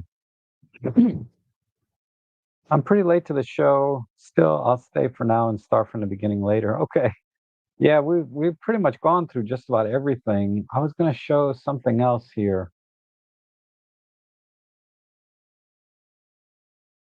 but this is not a particularly good deal now. A couple of years ago, this would have been a smoking deal, but if you're into doing studios and gobos, using gobos in your studio with Flash, this is a really good deal because they're giving you the Flash Blaster plus all of the gobos. You used to have to buy all these separately, and you'd be out $300-400 by the time you're all done. But now they got it down. You can get everything for $99. I'm thinking about getting this myself. So I do enjoy using the gobos. I have an LED, like I have a pretty heavyweight one that I use now, but this one's so small and compact. I could just take this with me on site, and this would be a lot of fun. I think I'll just get it. 99 bucks. I think I'll get that. But yeah, I was looking at that. So what this allows you to do is basically project patterns onto the backgrounds, like, window blinds. Um, so they have various window blinds and patterns here that you can put in, but also they have slides. Like you could put different picture backgrounds. They're not really showing it here too well. Let's see what's down in here.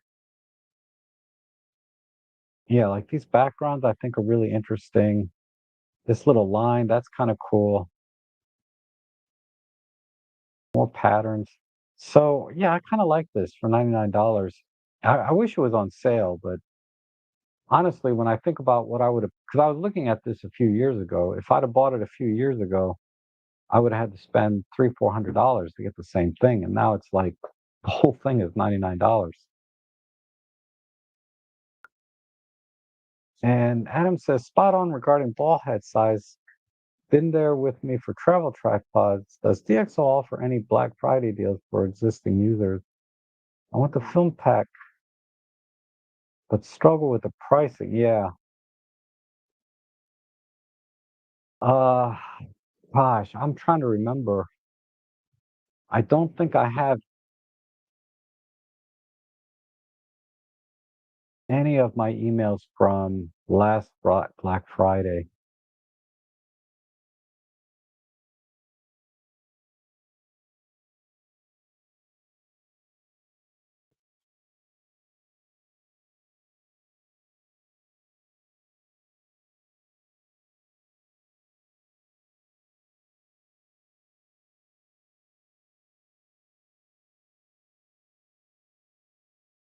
No, that's not. Let me look. Let me see what they did last year.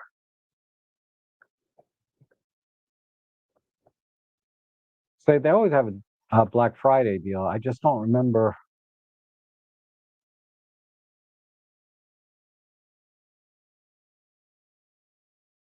That's 2022.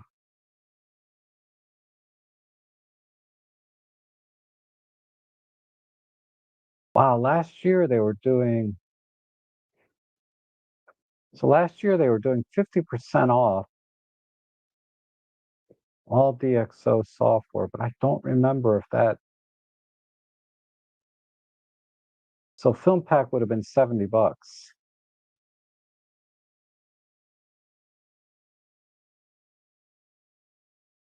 Offer valid, blah, blah, blah. These offers cannot be combined.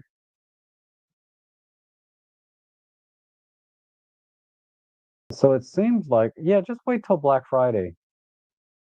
It seems like that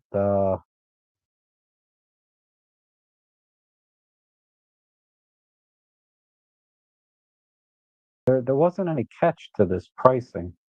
So it'd have been 69.99 last year.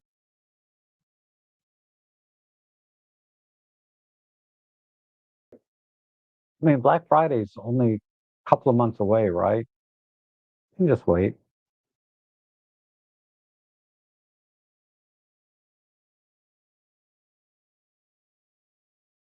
And Me Photo tripods. What yeah, Me Photo makes good tripods. I've bought many of those. My very first tripod, I think, was a Me Photo. My very first good tripod, I should say. And Chuck is here. Morning, Rob. Have you ever played with the portable fog machines. I'm thinking about experimenting with fog machines and media macros. So, yeah, I do have one, and I made a video about it. It's great for like tabletop type stuff, right?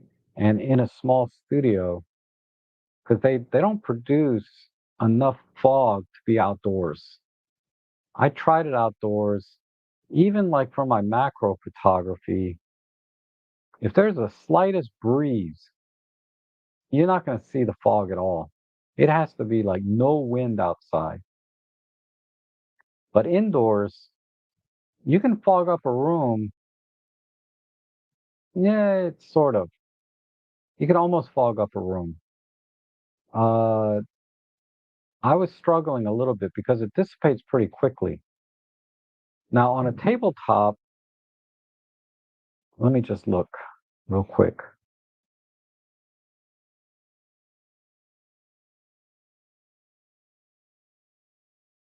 Uh,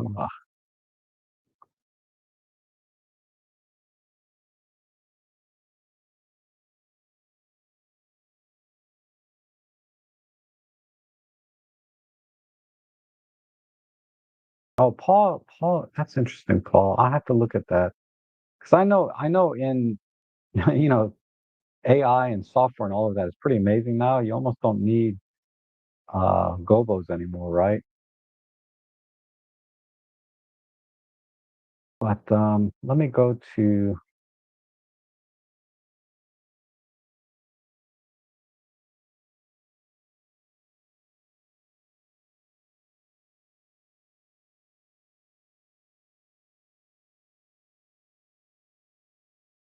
video 513.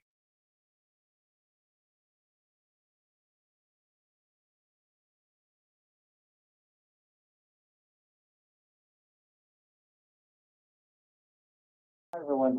So,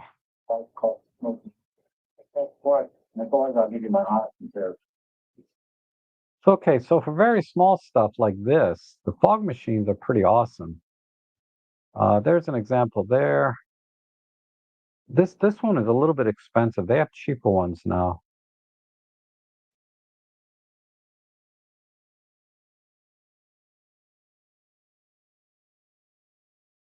But it's episode number 513. So this gives you an idea. Like, see here, I'm on a tabletop, right? And yeah, you can get pictures like this in a studio indoors very, very easily. It's really cool. Uh,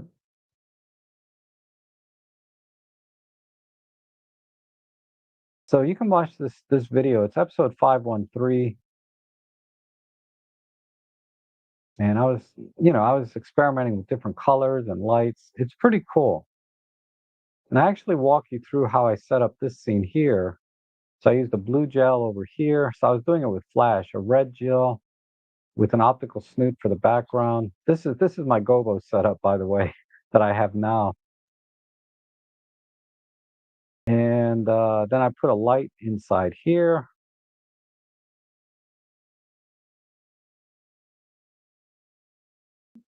But let me pause it right here. So this smoke here, it's really thick, but man, it dissipates quickly.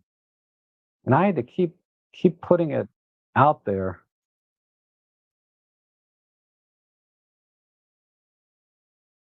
Like I would say within a minute, that smoke is all gone.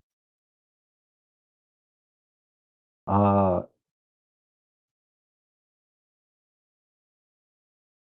and then the other thing is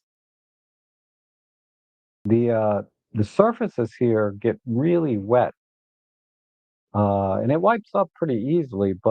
And it's not water; it's like polyglycerin or something, the stuff they use in food photography. So um,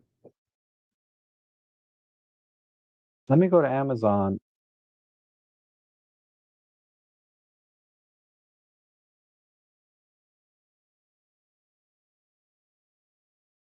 Portable fogger. So the this one is really popular now. This one from Colbar, $129. They offered to send me one to review, and I just declined it because I did a review on the other one, and I didn't want to do another one. But this one has the LED light built in, and the fogging capability is pretty similar. The trick is the juice, right? Because you have to refill these things, and this is the one that I reviewed. This is a really good one. Costs a little more, doesn't have an LED light, but it has really good output. I can't compare it to the one that costs less, but that's the one that I reviewed. And then the Colbar one, this one here seemed to be pretty close. Because what I'm looking at is the atomizer part here in the center. That's a pretty good size, but ultimately you're gonna have to replace the atomizer and you have to replace um, the juice that goes in there, right? The liquid. And it's basically polyglycerin, and it's not too expensive. They don't show.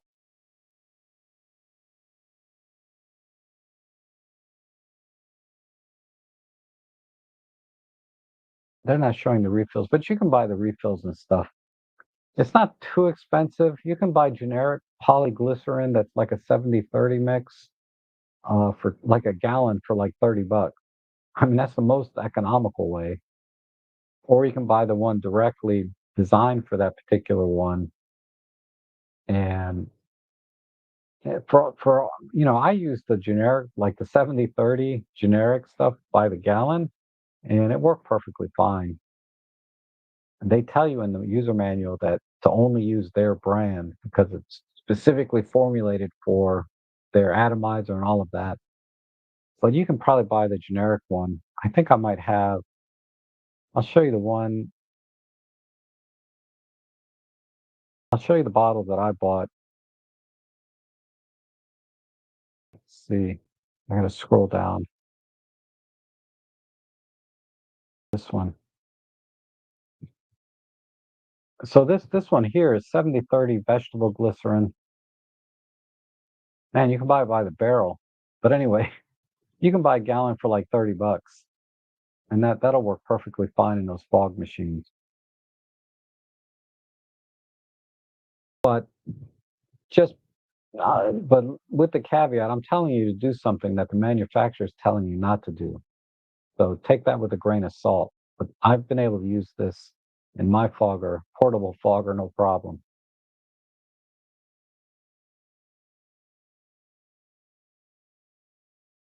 I imagine the Smoke Ninja is on your. It is not, but I will add it to my deal page right now.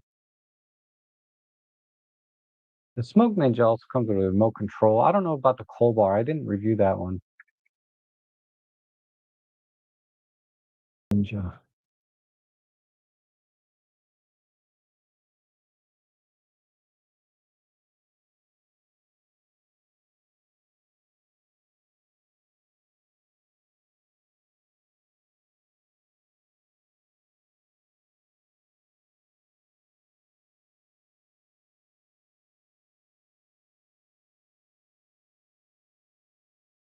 But the Smoke Ninja, you can replace the. So I just added to my deal page.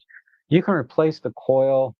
My coil has still been working pretty well, and I've only refilled it maybe 5 or 6 times, so it hasn't had a ton of use, but it's still working perfectly fine. But the coils, this one has really advanced coil management and all of that, and you can use the generic, by the gallon stuff. Because I think it's like $30 for a little bottle from the manufacturer, which lasts quite a long time, to be fair. But when you can buy a gallon for $30, why not, right? Okay. And Henry ordered the base plate. Cool. Or Larry did. Yeah, the one from RRS. And okay, Serafin's going to elaborate on the OM5 Mark II. So there were two were a deal breaker. The flash. Okay, so that one is yeah, we talked about it. And then being able to switch between seeing natural live view and what you see when you pick your setting. Hmm.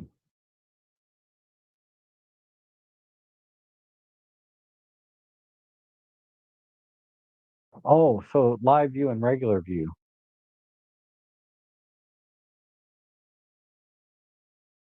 So they yeah, they call it night vision now, and they eliminated the so night vision is the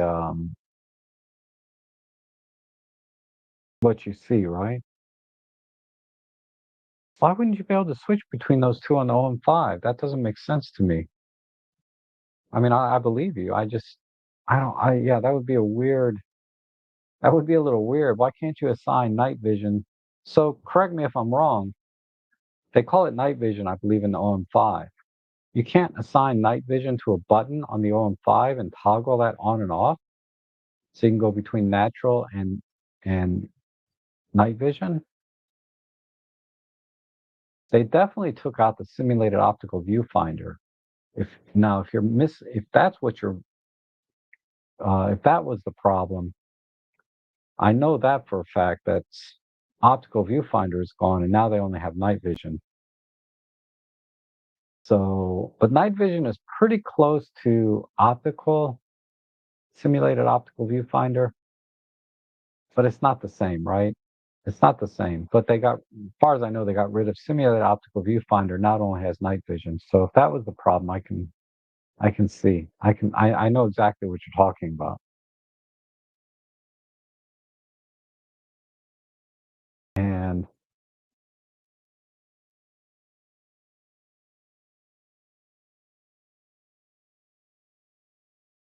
so Adam says, I moved my kid into an OM EM1 Mark III from his EM5. He has that old weather sealing lens that also does macro. Okay. Is there another relatively inexpensive option I should look at, like the 12 to 40 f2.8?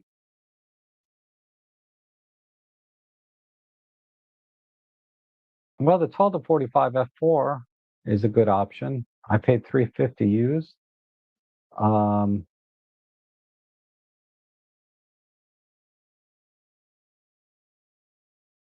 yeah, and then the 12 to 42.8 is good, but the Panasonic 12 to 35 f2.8 is kind of in between the 12 to 40 and 12 to 45. That one you're going to lose in-camera stacking though. If you're thinking about macro, you won't be able to do in-camera focus stacking with the Panasonic, but it'll do everything else. Uh,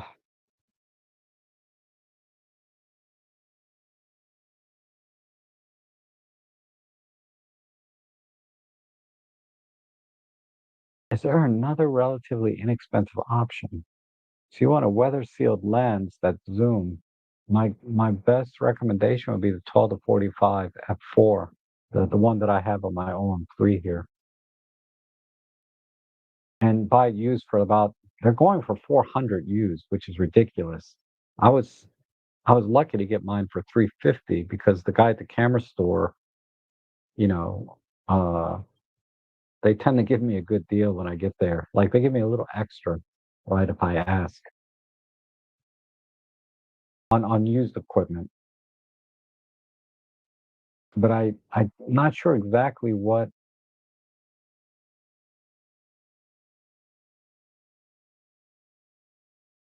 Yeah, I would go with the 12 to 40 f4.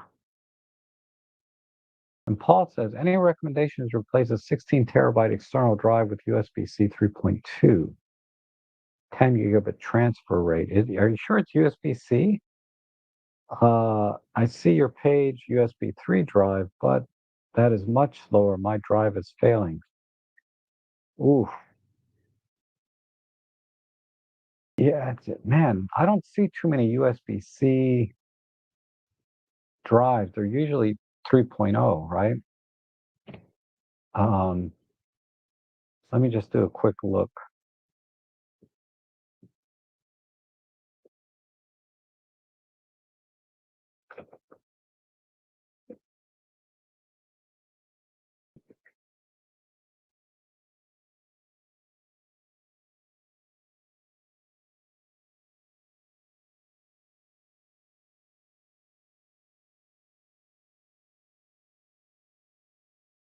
These are all USB 3, 3, 3,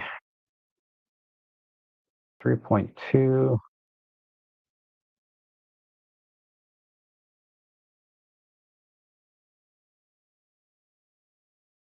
All right, what I will say is like avoid these things, okay? There's 28. Yeah, definitely don't buy this Evolution 3.0 Glyph. I've never heard of them.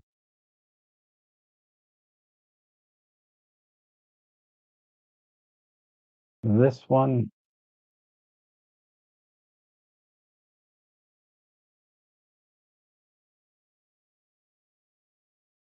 so I was looking at this one. This looks like a good option. One from SanDisk, but it has the 3.2 Gen 2, so I assume that's USB-C. Yeah, it's USB 20 gigabits, and it has an Ultrastar in it. So I think this is good. The other one is one from Seagate. It's a little cheaper. But let me make sure this heavy. Yeah, it's USB-C.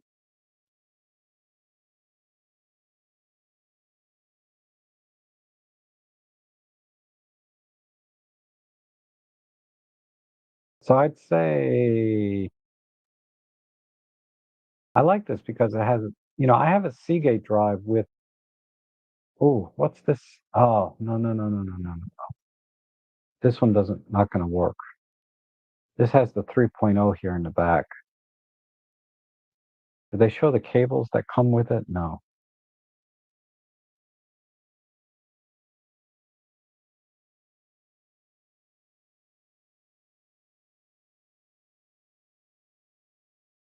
Yeah, forget about that one. I think this is the only option that I see is this one from SanDisk.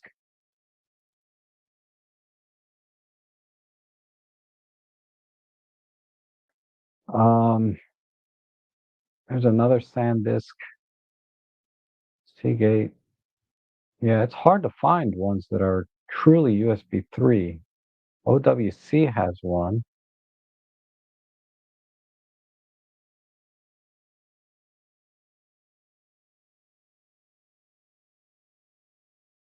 So this has a 10% promotion on it. That's cool. So this is a good deal. I would trust OWC as far as brands go. That's a NAS. I don't know if Marco's still here. He might be able to recommend something as well. So I'm going to go with either one of these. I think this one. Why is the review so low on that though? Unreliable, good looking, but not good working.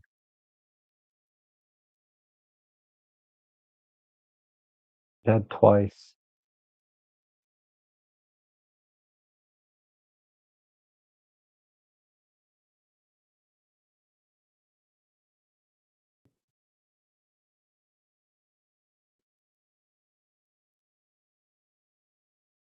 Wow.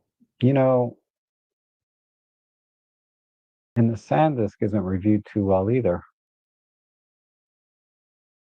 Ran for 5 months, then died. But they're talking about a 6 terabyte drive.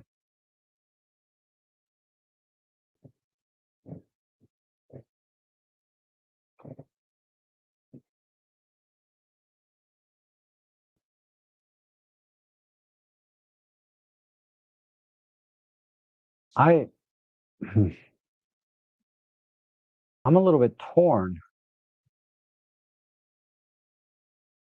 because I have 1,000 reviews and a 3.7. That's not that great.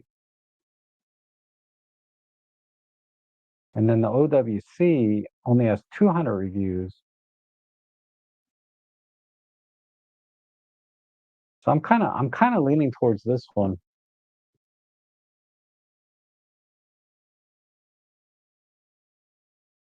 'Cause I don't see anything else. Forget about these Owens. The reason I say avoid these guys, even though the reviews are pretty solid, right? Uh, I've seen pictures of these where people open them up and they had refurbished hard drives inside of them. They weren't using brand new parts inside. So I've written this brand off. Uh, but based on what I'm seeing here,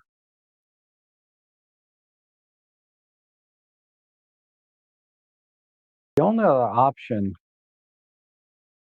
okay, the only other thing I would consider is, uh, oh, Marco, Paul's looking for an external hard drive that has, USB-C, right? He doesn't want the USB-A plug to the computer. He wants the USB-C, 3.2. And those are a little bit far and few between, right? So I found a couple, but the reviews weren't that strong on them. So that's why I'm a little hesitant to recommend those. But uh, I didn't see any from Western Digital. 16 terabyte. So a 16 terabyte USB-C. So maybe a Thunderbolt drive, something like that.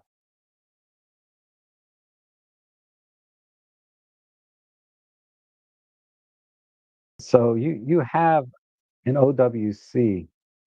Yeah, it's a little rough, man. The reviews on that. In SanDisk, the reviews aren't that great either. With 1,000 reviews, with a 3.2 or whatever it was, it wasn't that great. What is it? 3.7. That's pretty rough. When 22% of them are 1 star. So the 4 and 5 star only adds up to 67%. So 1 in 3 people were not that happy with this. Now I get it with these kind of devices, a lot of times it's a combination of user error, user expectation, right? Because they advertise these things to have, extremely high throughput, but then in reality, that's never the case. And then, they knock a star off. Uh, but when you start getting below 4 stars, you start getting 1, 2, 3 stars. That's when you start to talk about reliability issues, in my opinion, especially with 1,000 reviews. That's a little that's a little rough.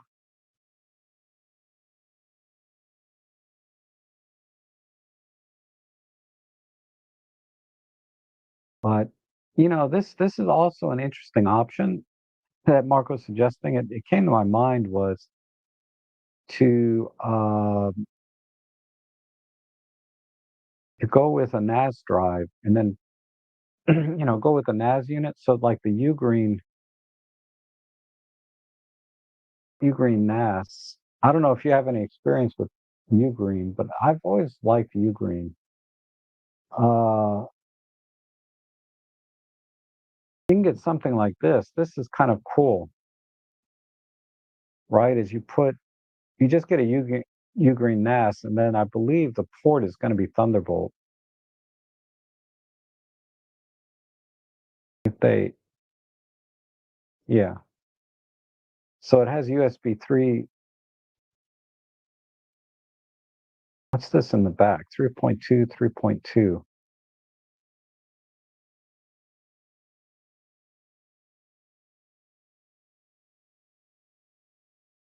But this might be the way to go is to get something like this and then put high quality hard drives in them. So this will support probably both, right? If not all kinds of drives. they're a little bit.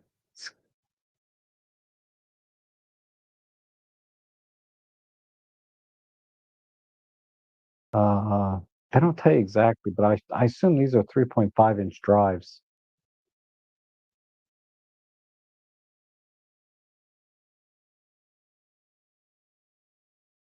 And what's really interesting about this particular one is it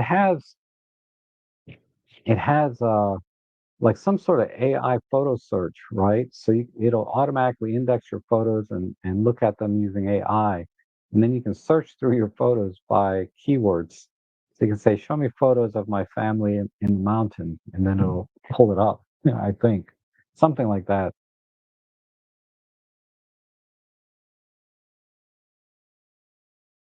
But yeah, I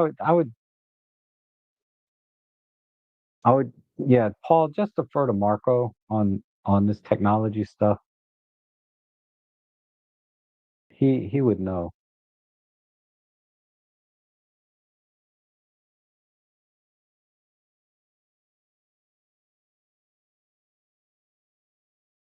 But a single hard drive, yeah, buying an external hard drive, it's hard. There's only two available: the OWC, which you already have and is failing, and then the SanDisk, which has even lower ratings than the OWC. So that's a tough call. But you can get a NAS drive, put in some high quality, you know, hard drives into that, and then you'll be good to go. It's going to cost more, but that might be the way to go.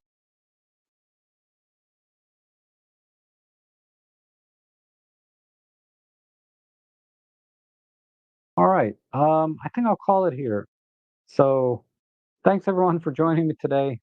Uh, hopefully we're able to, find some good deals, or I showed you some good deals. I think there were a lot of good deals today, and it's been a great conversation talking about all these different things, expanding my the scope of what I know as well, what you guys need. We talked about the tripods, the ball heads. We talked about now hard drives. Lots of good stuff, and it's great that the community, like people like Marco and Paul, can come in and share their experience with products that they bought. Like Paul was talking about the gimbals earlier. That was great feedback about the Leofoto and the various grips and all kinds of stuff. So it's always a lot of fun to do these and have a little conversation and share our experiences with the different products because none of us can own it all, right? Unless your mark is picked. None of us can own it all. And we all have to help each other out as much as we can. And that's what I'm here for. Is I'm here to help you as much as I can, and you guys in the chat and the community can help each other and help me as well. So thank you so much for being here. I'll be back Friday for a photo editing live stream with the new Photolab 9. Uh, I may do a short video about some of the bugs that I've run into and the sort of workarounds by backing the driver, going back on a driver. What do they call it? But that's for another video or live stream. Thanks again, and I hope to see you guys again soon. Okay, eat healthy and exercise.